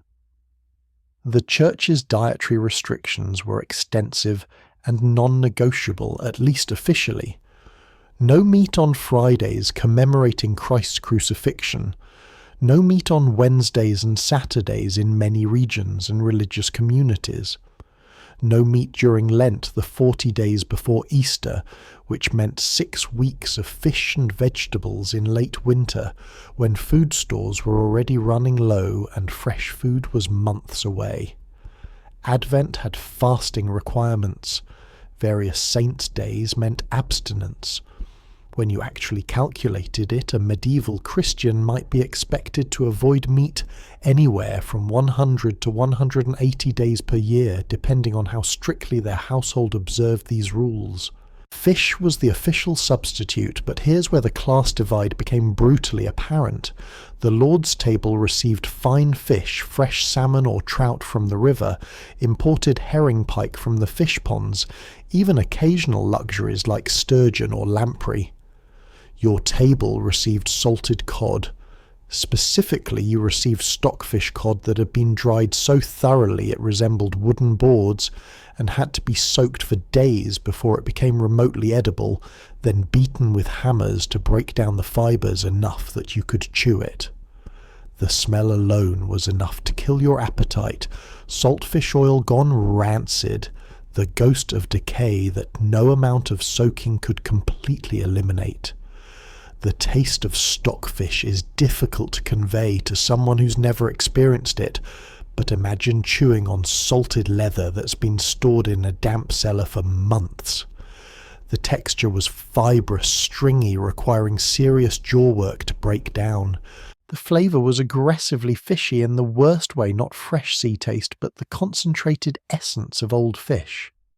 The kitchen servants tried to make it palatable by cooking it in strongly flavoured sauces, by adding onions and herbs, by basically disguising it as much as possible. But you could always taste it underneath that distinctive stockfish flavour that made you long for even the worst salted pork. Herrings were marginally better, smaller, fattier, with a more tolerable flavour when salted. A castle might purchase barrels of salted herring to feed the household during fish days, and these fish would be grilled, fried, or thrown into pottage.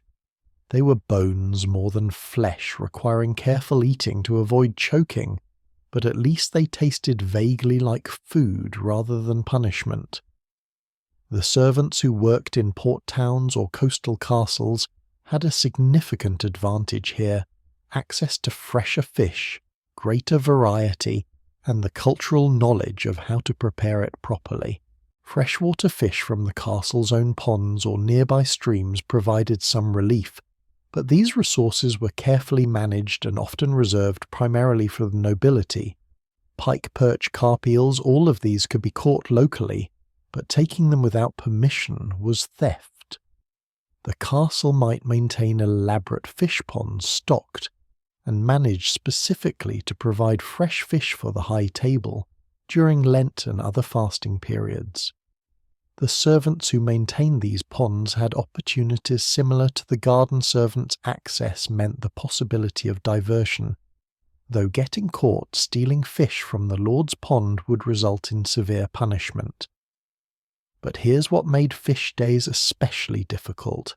Fish generally provided fewer calories than meat, and it was harder to preserve in ways that maintained its nutritional value.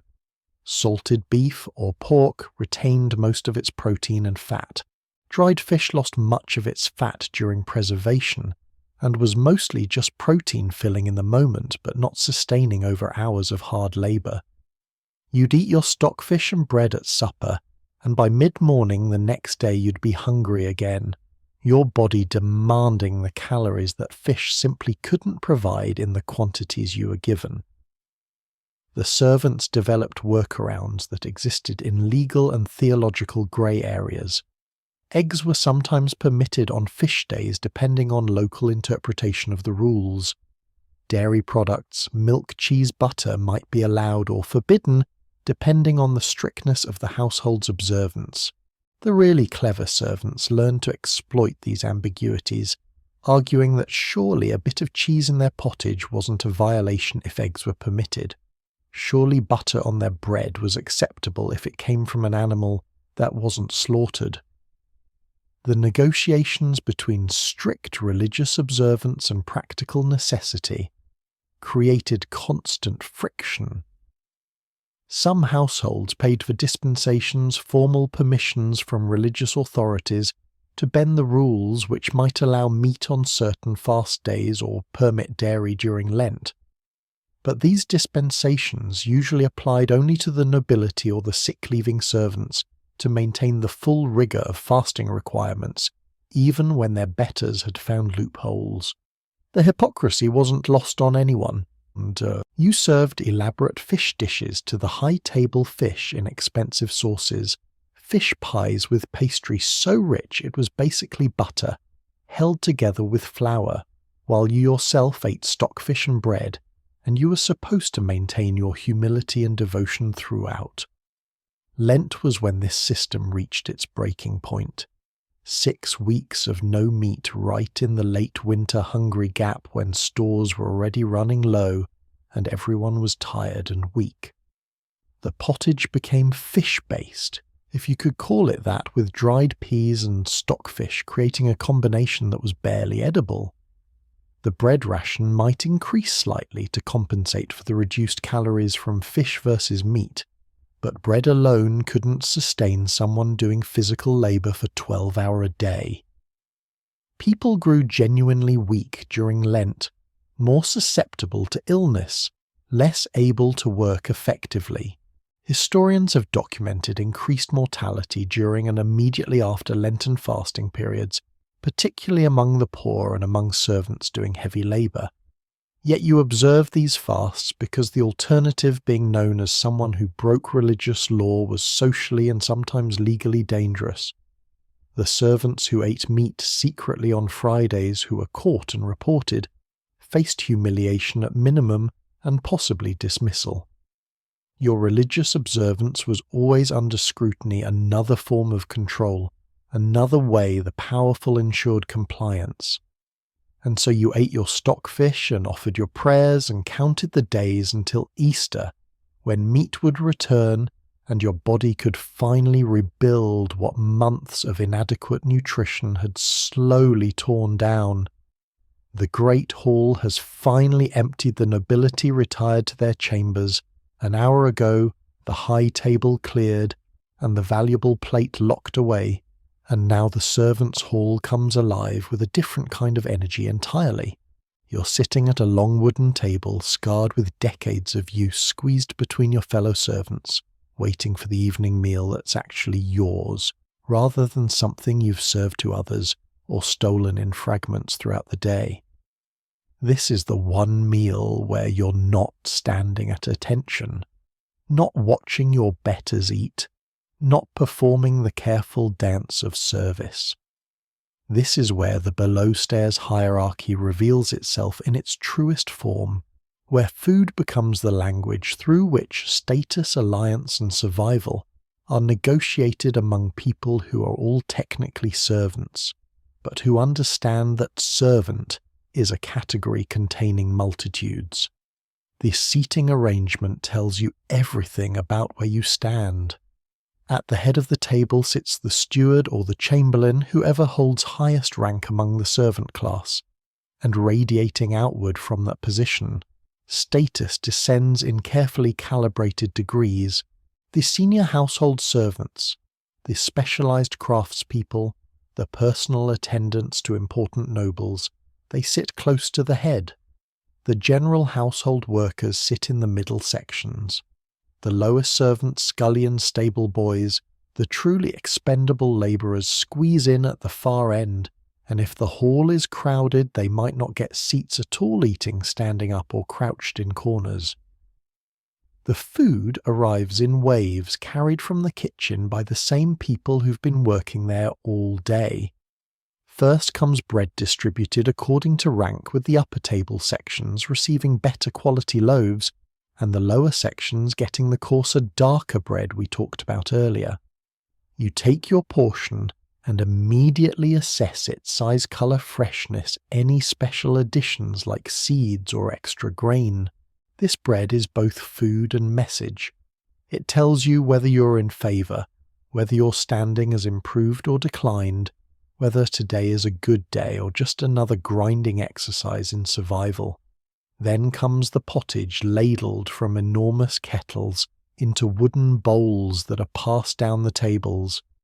By now you're an expert at reading pottage quality, the thickness, the visible ingredients, the smell, the temperature. Tonight's batch seems reasonable. You can see actual vegetables. There's a sheen of fat on the surface suggesting meat was involved somewhere in the process, and it's hot enough to steam. You eat quickly but not desperately, using your bread to sop up the liquid fishing for the solid pieces with your wooden spoon. Around you, the other servants are doing the same, and the hall fills with the sounds of eating, slurping, chewing spoons, scraping against bowls, the occasional satisfied grunt or muttered comment.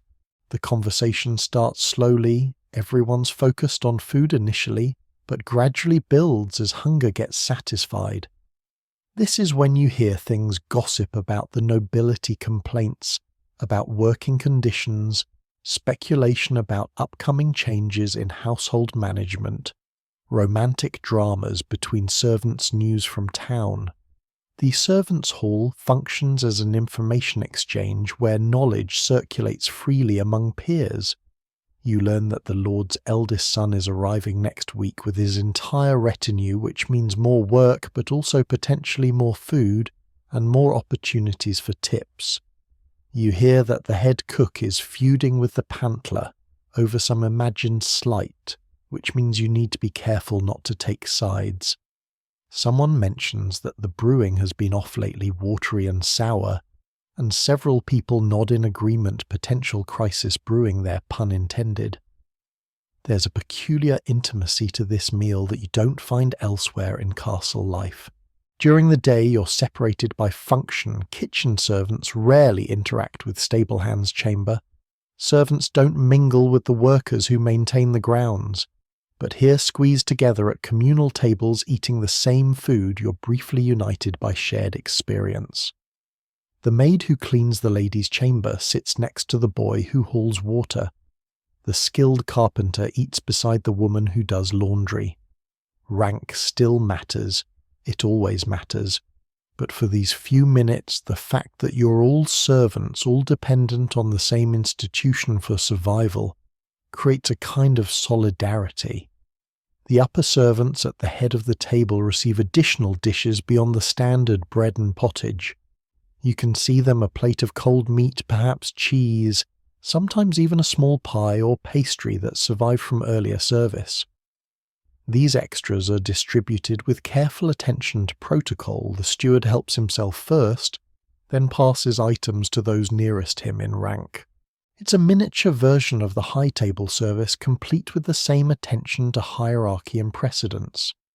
The message is clear. Even among servants, some are more equal than others, and better. Food follows, better status. But here's something the upper servants probably don't realize: you're watching them. Every servant in this hall is watching who gets what, who receives generous portions and who gets short-changed, who appears to be rising in favour and who seems to be falling. This information matters because the servant hierarchy isn't fixed. It shifts based on performance, patronage, luck, and politics. Understanding these shifts helps you navigate your own position, decide who to ally with, who to avoid, who might be useful contacts for the future. The ale flows freely during supper. This is when your daily gallon of small beer really gets consumed, and as people drink, the atmosphere loosens. Jokes get told, some of them bawdy enough that in mixed company above stairs they'd be scandalous. But here they're just release pressure valves for people who spend their days performing deference and control. Someone starts a song, others join in, and for a few minutes the servants' hall sounds almost festive. These moments are rare and precious because they're genuine, not performance for the nobility, not careful management of your public face, just human beings finding brief joy in difficult circumstances. The meal doesn't last long, perhaps 30 minutes from start to finish, because everyone is exhausted and tomorrow starts before dawn. As the ale barrels are returned to storage and the tables are cleared, people drift toward their sleeping quarters, their bodies heavy with food and fatigue. You're still hungry. You're almost always still hungry, because the portions are never quite enough. But you're less hungry than you were an hour ago, and that counts as success. The servants' hall empties quickly, leaving only a few stragglers and the unfortunate souls assigned to cleaning duty. You head to your pallet, your stomach temporarily satisfied, your mind already calculating tomorrow's opportunities, and challenges your body preparing for another day of labour that will begin again in darkness, fueled by bread and pottage and the stubborn human determination to survive one more day in a system designed to extract everything you have to give. You're on the road now, jolting in the back of a supply cart as the castle recedes behind you, and you're trying very hard not to think about how precarious your food situation has just become. You're travelling with the Lord's household, maybe to another of his properties, maybe to court, maybe on a diplomatic or military expedition. And while the nobility ride comfortable horses and have entire wagons devoted to their provisions, you're a servant, which means your survival on this journey is something you'll largely have to negotiate yourself. The castle, for all its hierarchies and deprivations, at least offered predictability. You knew where meals came from, when they'd appear, roughly what to expect. Out here on medieval roads, every meal is uncertain, and the skills that kept you fed within castle walls may prove completely inadequate to the challenges of travel.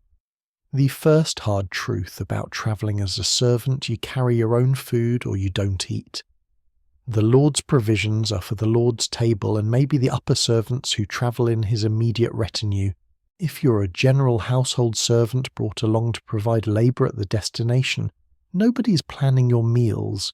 You were probably given a small allowance before departure, maybe a few loaves of bread, some hard cheese, perhaps dried meat if you were lucky. And the assumption is that you'll make this last until you reach the next castle or town.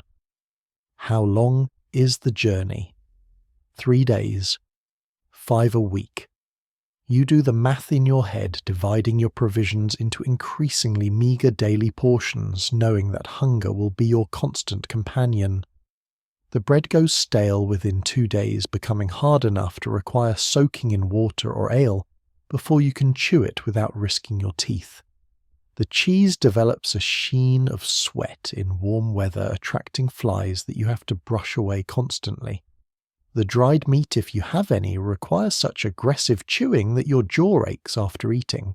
You're consuming your provisions slowly, carefully trying to stretch them, but your body is working hard, walking alongside the carts when the roads are good, helping push or pull when they're not loading and unloading supplies at every stop, setting up camp each night. The calories you're expending far exceed what you're consuming, and you can feel your body beginning to draw on its own reserves.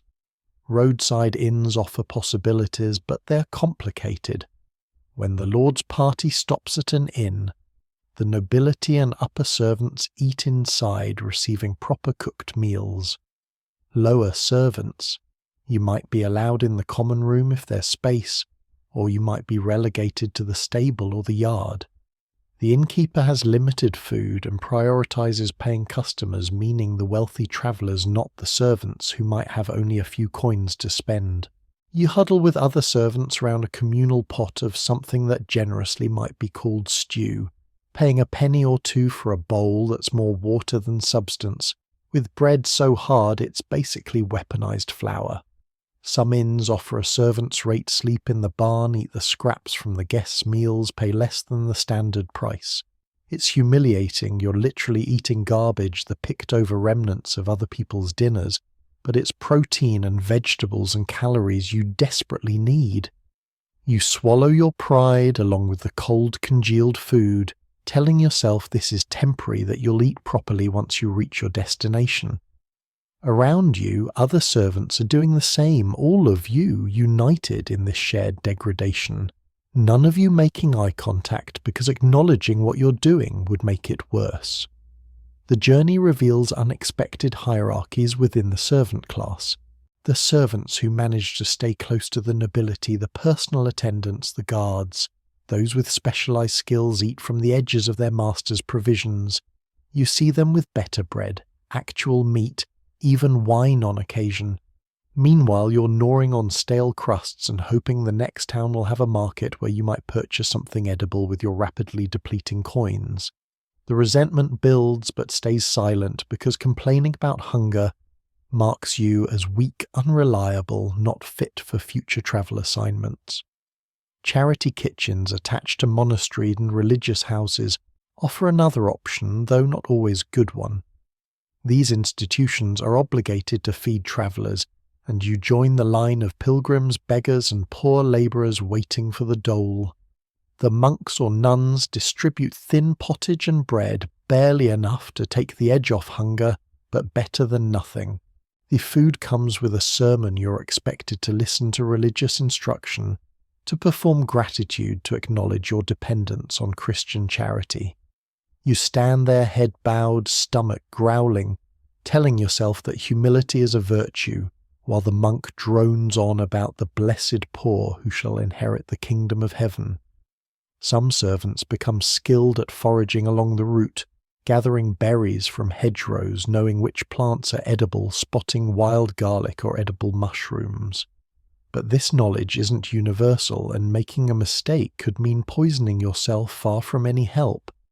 You watch the experienced travellers noting what they gather, learning which plants they avoid. The countryside offers food to those who know where to look, but the medieval landscape isn't the abundant garden. Modern people might imagine it's largely cultivated land, where taking anything means stealing from farmers' forests, where game is protected by harsh laws and vast stretches where nothing edible grows at all. By the third or fourth day of travel, genuine hunger sets in, not the manageable hunger you knew at the castle, but the kind that makes you light-headed, irritable, weak. You're still working, still expected to perform your duties, but your body is running on fumes. Other servants look equally haggard, their faces drawn, their movements slower. Someone collapses one afternoon, unable to continue, and gets left behind at the next village with vague promises that someone will retrieve them later. The message is clear: keep up or be abandoned, and your food situation is your problem to solve. When you finally reach your destination, another castle, a town wherever the journey was heading, the first real meal tastes like resurrection. Even if it's just standard servant fare, even if it's pottage and dark bread, it's warm and adequate and regular, and you eat slowly, savouring every bite, your body flooding with relief. You've survived the journey, but the experience has taught you something valuable. Life as a travelling servant is even more precarious than life in the castle, and the walls you sometimes resented now seem like protection. Stability, the closest thing to security you're likely to know. You're watching someone die and you know exactly why they're old. They're sick, and most critically, they can no longer work. The elderly kitchen servant who used to chop vegetables with remarkable speed now trembles too much to hold a knife safely. Their position was quietly given to someone younger, someone more productive, and now they sit in the corner of the servants' hall, occupying space without contributing labour, and you can see the calculation happening in real time around them. How long will the household continue feeding someone who provides nothing in return? Medieval castles weren't equipped with retirement plans or pension systems. When you became too old, too ill, or too injured to work, you entered a terrifying limbo, where your survival depended entirely on the charity obligation or simple human decency of people who had their own struggles and limited resources. The official story, the one the chaplain tells, the one written into household rules, is that loyal servants are cared for in their old age or infirmity. Long service earns protection. The Lord as a Christian and a man of honour wouldn't turn out someone who'd devoted decades to his household. And sometimes, occasionally, this actually happened. A servant who'd been with the family for 40 years, who'd served the current Lord's father and grandfather, might be maintained in their declining years, given lighter duties, allowed to eat at the upper servants' table, despite producing little, provided with a corner to sleep and enough food to survive. These cases existed, and they were held up as examples of proper Christian lordship. But you know the reality is far more complex and usually far grimmer. For every elderly servant maintained out of genuine loyalty, there were dozens quietly pushed aside when they became burdensome. The mechanisms were subtle. Their food portions gradually decreased, the quality of their sleeping space declined. They found themselves excluded from the better meals and relegated to eating only the cheapest, most basic rations. Nobody explicitly said, "We're starving you out," but the message was clear. Some elderly servants took the hint and left voluntarily, seeking charity from religious houses or family members. Others stayed and slowly wasted away their bodies, consuming themselves, because the food they received was inadequate for even minimal survival. The sick faced similar challenges, but with added urgency. A servant who fell ill and couldn't work represented pure cost with no return. If the illness looked temporary, a fever that might break, an injury that might heal the household might maintain them for a few weeks, perhaps even provide some minimal medical care. But chronic illness, permanent disability conditions that clearly wouldn't improve, that's when you saw the calculations become brutal. The sick servants' rations were reduced to the absolute minimum. They were moved to the least desirable sleeping spaces. The message was unmistakable: recover and return to work, or leave or die quietly, without making too much trouble. Children occupied yet another vulnerable category. Orphans or children of servants who died were sometimes kept on trained into household service from a young age. But these children were investments. They required feeding during years when they couldn't contribute much productive labour, gambling that they'd eventually become useful servants. Not all households were willing to make this investment. You saw children turned out to survive however they could, or placed with other families as cheap labour, or sent to religious houses that would take them. The children who stayed were those with skills or connections, or sometimes just those who were clever enough to make themselves useful in ways that outweighed the cost of feeding them. The pregnant servants faced particular vulnerability. If the father was another servant who acknowledged responsibility, if the woman had family support, if she'd accumulated enough goodwill and alliances within the household, she might be allowed to continue working modified duties and receive adequate food. But pregnancy without these protections, that could be disastrous. The pregnant servant who couldn't maintain her work pace, who had no advocates, might find herself dismissed entirely, turned out to face childbirth and motherhood, without resources, without shelter, without the regular meals that had been keeping her alive. Yet despite these harsh realities, you also witnessed surprising acts of solidarity among servants. The communal nature of servant life meant that when someone couldn't eat their full portion, because they were sick or grieving or simply too exhausted, others noticed and quietly made sure they got fed. A piece of bread would appear near their palate. Someone would bring them a cup of ale or a bowl of pottage. These acts weren't organised or official. They emerged from a shared understanding that any of you could end up in the same position, that vulnerability was universal, and that the thin web of mutual support might be the only thing standing between survival and death. Some servants developed what might be called informal insurance networks. You'd see groups of servants who'd worked together for years, pooling small amounts of food or coin, creating a common fund that could help members who fell on hard times. If someone got sick, the fund ensured they continued eating. If someone had a family emergency, the network provided support.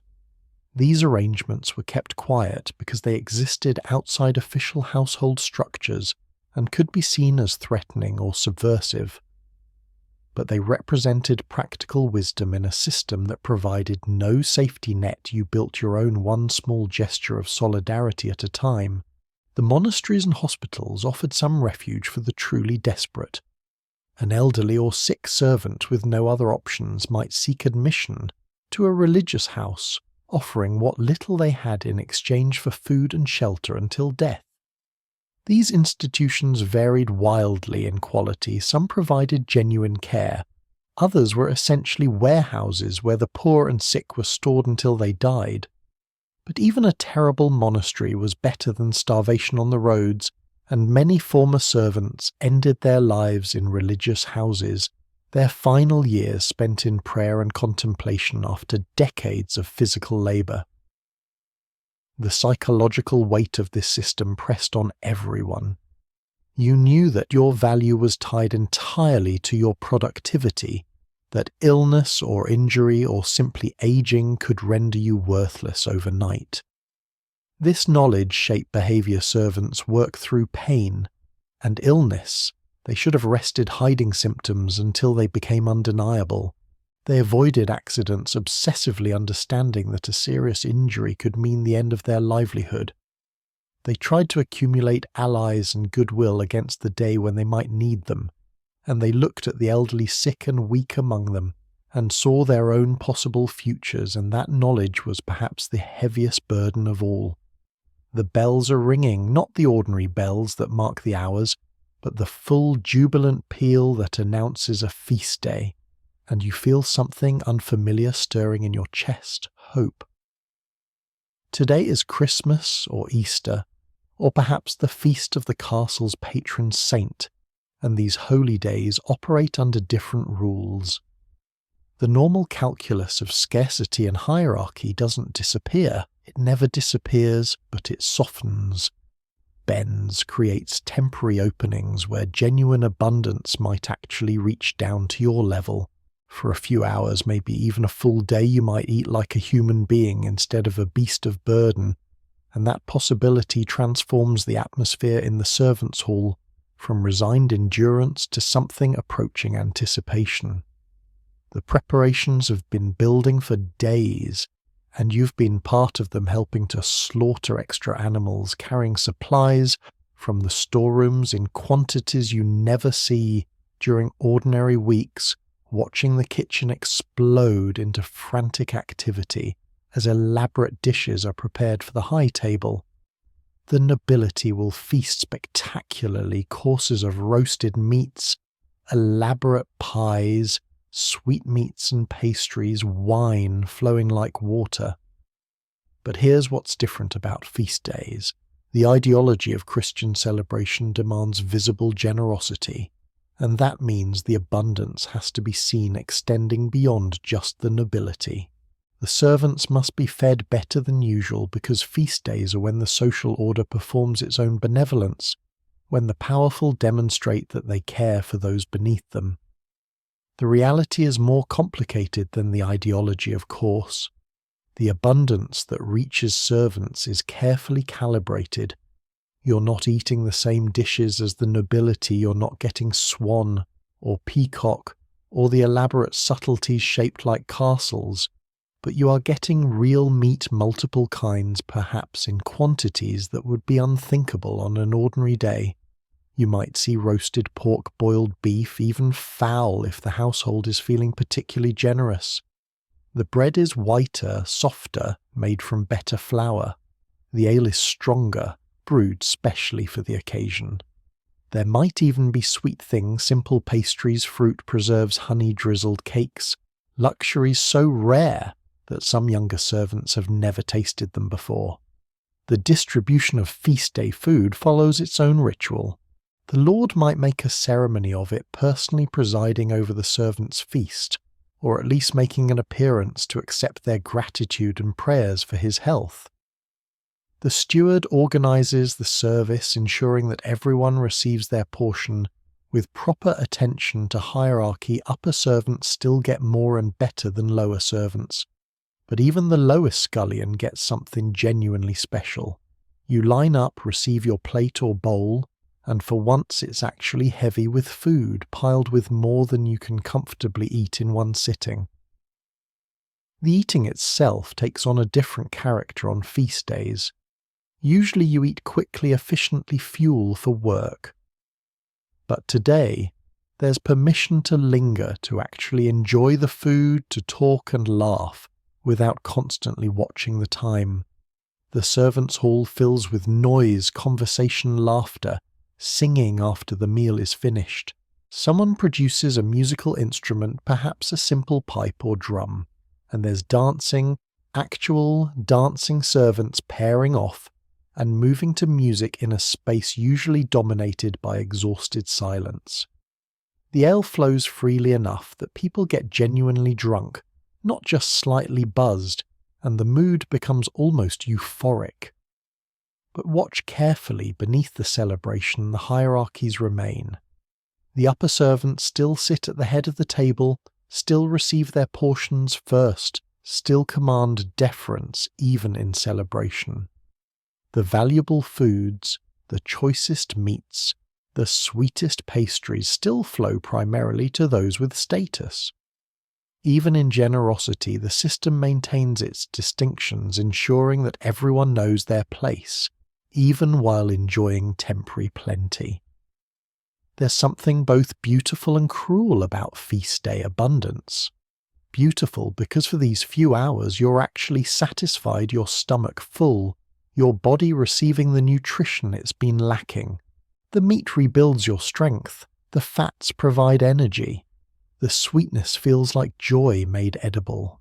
You experience what it might be like to live without constant hunger, and that experience is precious beyond words, but cruel because you know it's temporary, that tomorrow you'll return to thin pottage and coarse bread, that this abundance isn't a new normal, but rather a brief exception that makes the usual deprivation feel even harsher by contrast.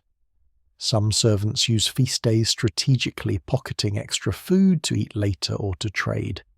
You might wrap a piece of meat in cloth and hide it in your tunic, planning to eat it tomorrow when rations return to normal. The servants who do this walk a fine line. Taking too much, being too obvious, violates the spirit of the feast and could bring punishment. But taking nothing extra, failing to capitalize on this rare opportunity, seems almost foolish given the precarity of your normal existence. The feast also reveals who is valued and who isn't.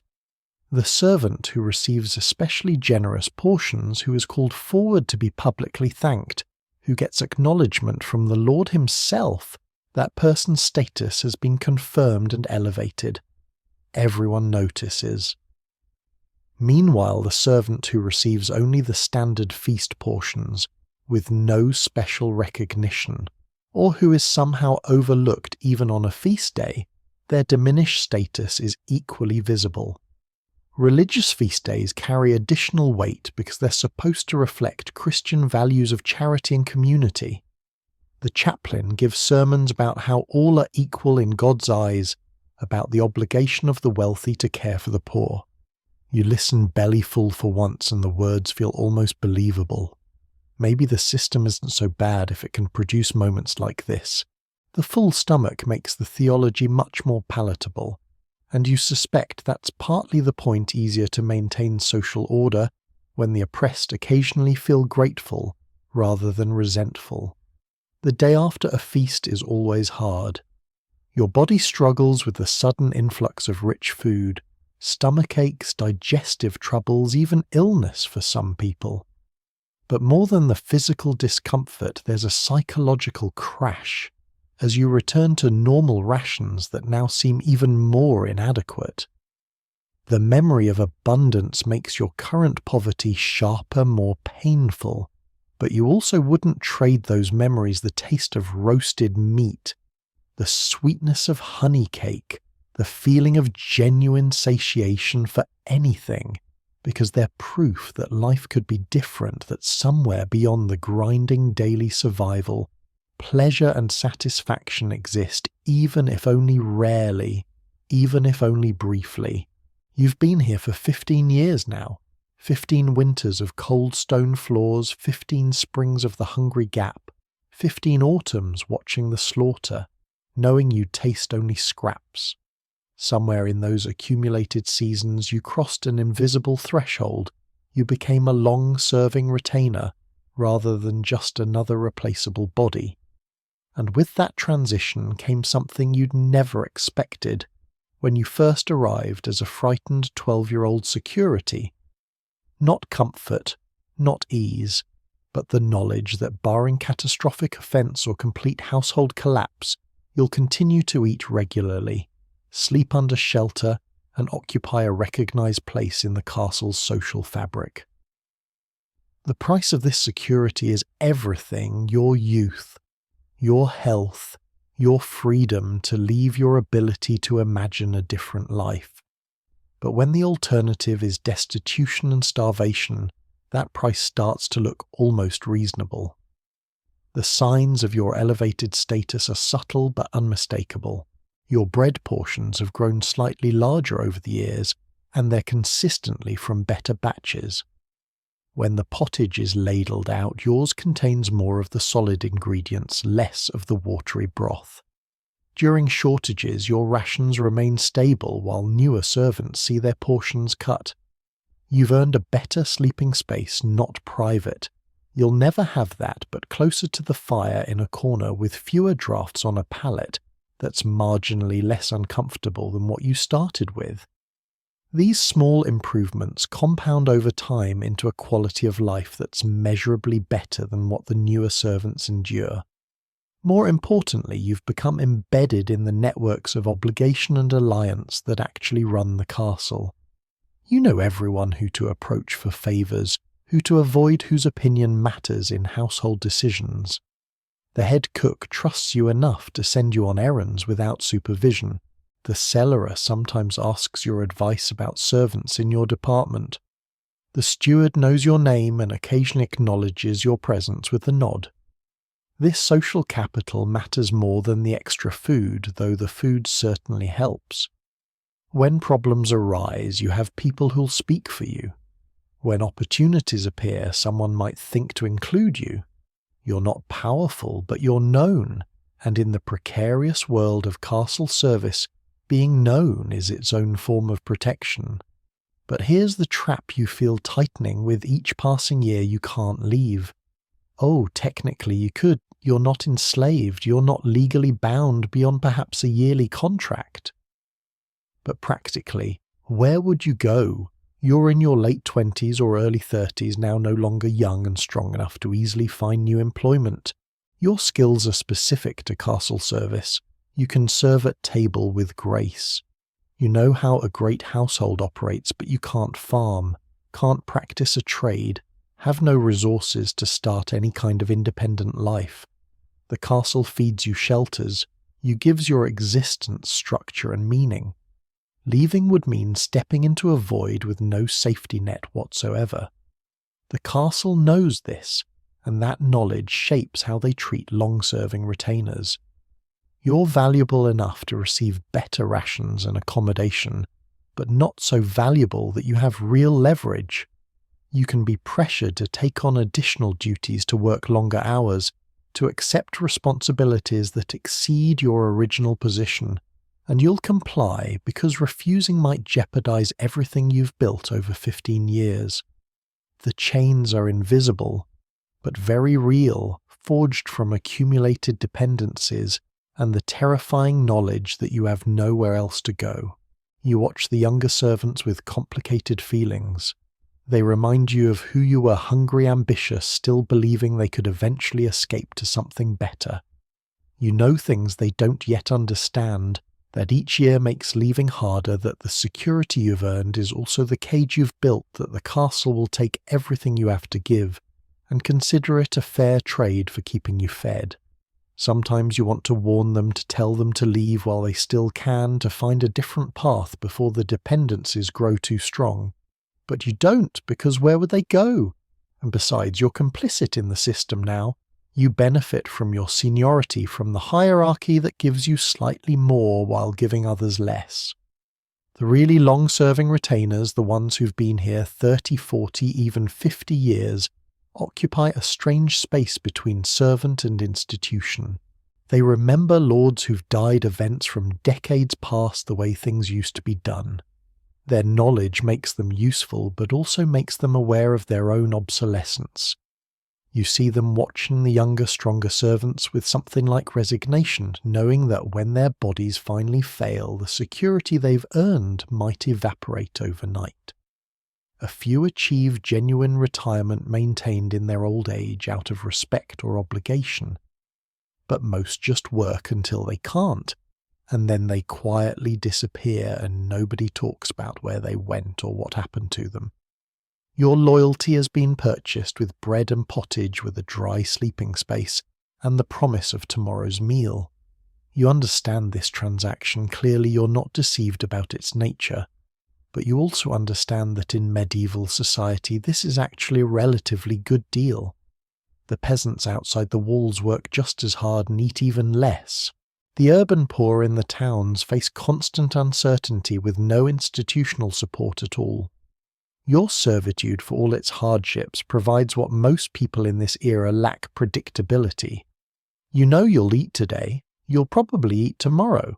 That knowledge that basic security is worth almost any price when the alternative is the chaos of complete independence in a world with no safety nets. So you stay.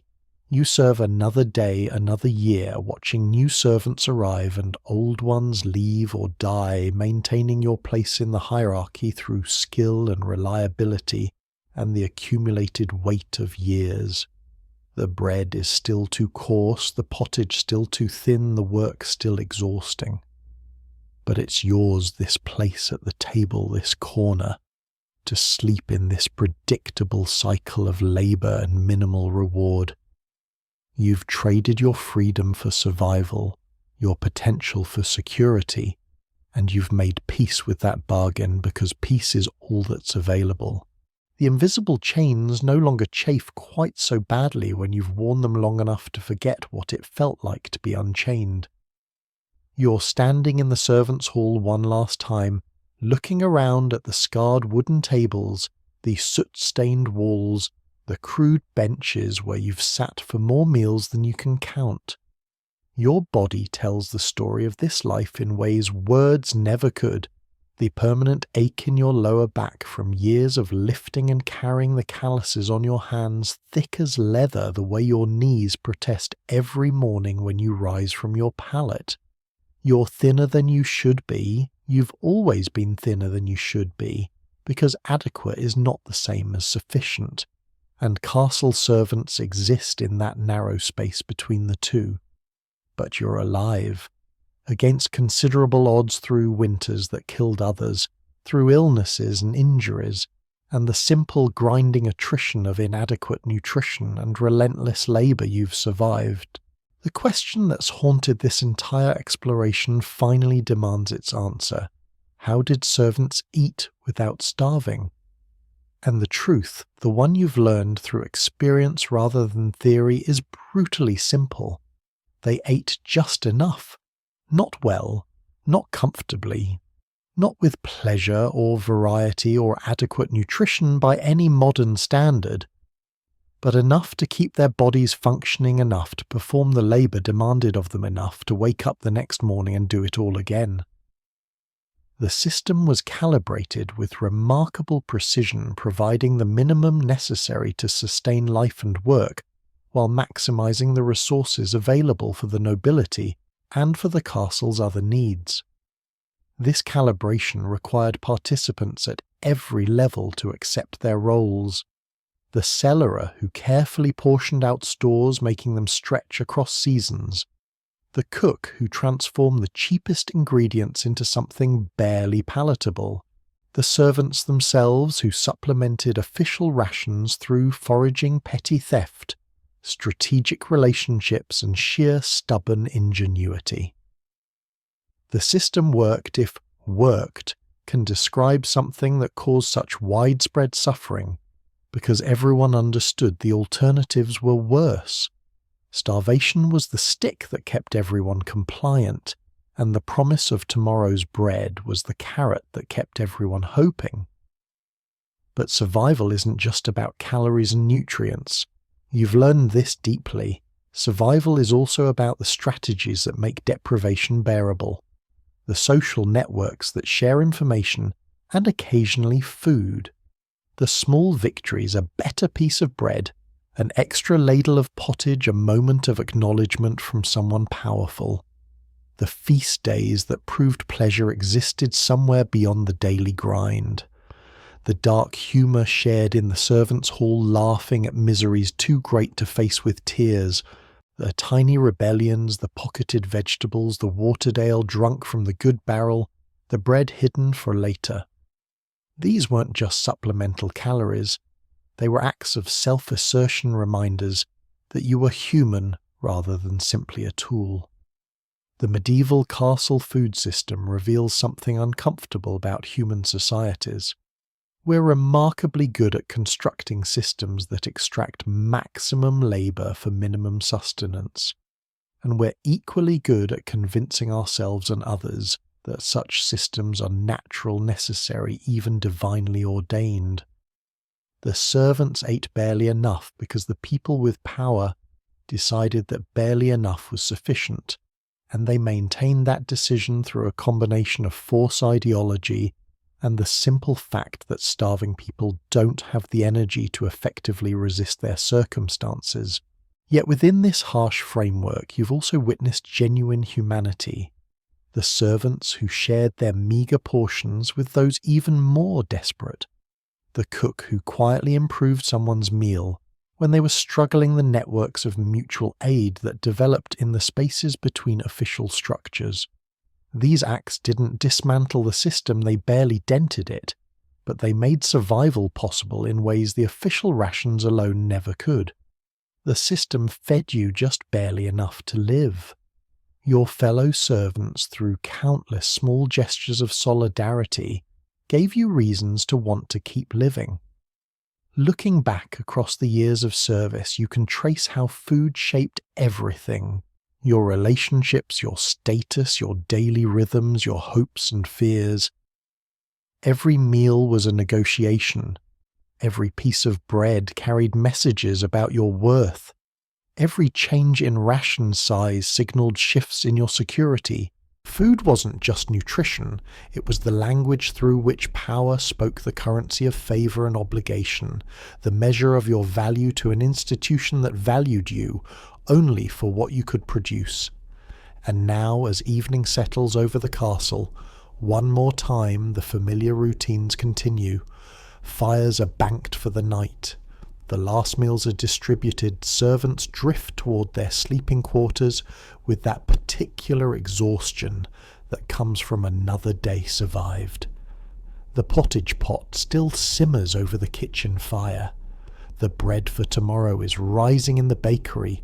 The stores in the cellars hold their secrets and their calculations.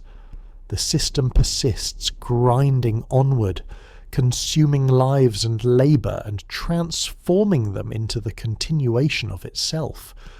You've survived by learning its rules, by accepting its bargains, by finding the small spaces within it, where life could be something more than mere endurance.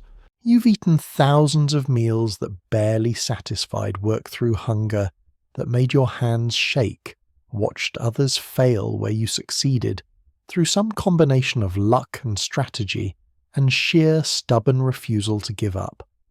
The castle fed you just enough to keep you useful, and you used that meagre sustenance to build something that might on generous days be called a life.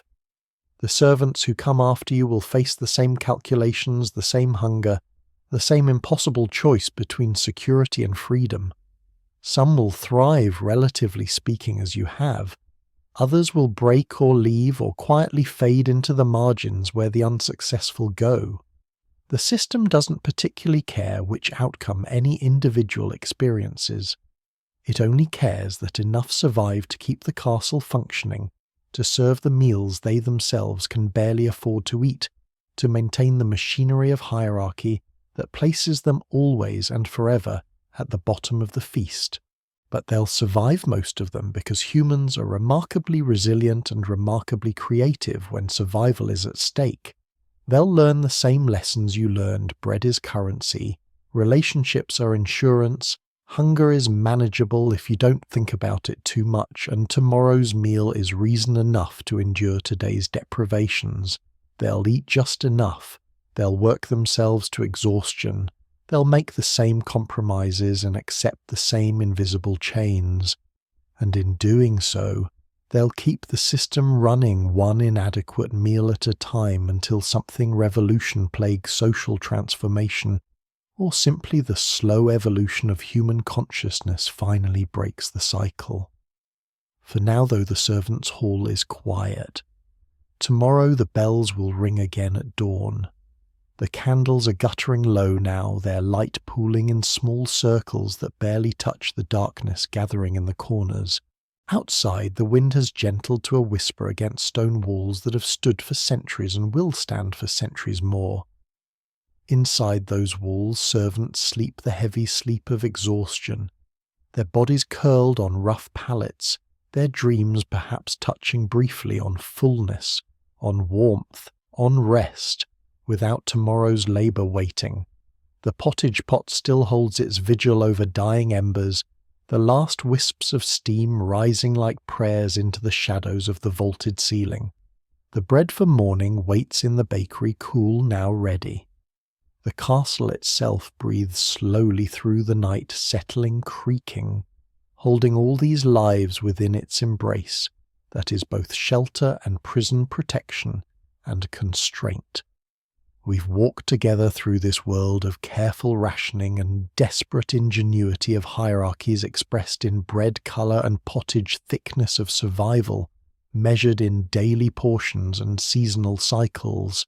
You felt the cold stone under your feet, tasted the thin soup and dark bread, understood how hunger becomes a constant companion that you learn to carry rather than escape. The servants who lived these lives are long gone now, their names forgotten, their individual stories dissolved into the broader currents of history. But the fact of their survival, the strategies they employed, the small dignities they maintained, these echo forward across centuries. They ate just enough, they endured, they found ways to be human even in systems designed to reduce them to mere function. And in doing so, they left us this lesson: survival isn't always triumph, but it's always worth honouring. Even the smallest act of endurance carries its own quiet courage. The story ends here. The kitchen fire settles to ash and ember. The castle dreams its ancient dreams, and somewhere in the darkness tomorrow's bread is already rising. The story ends here. See you in the next video. Good night.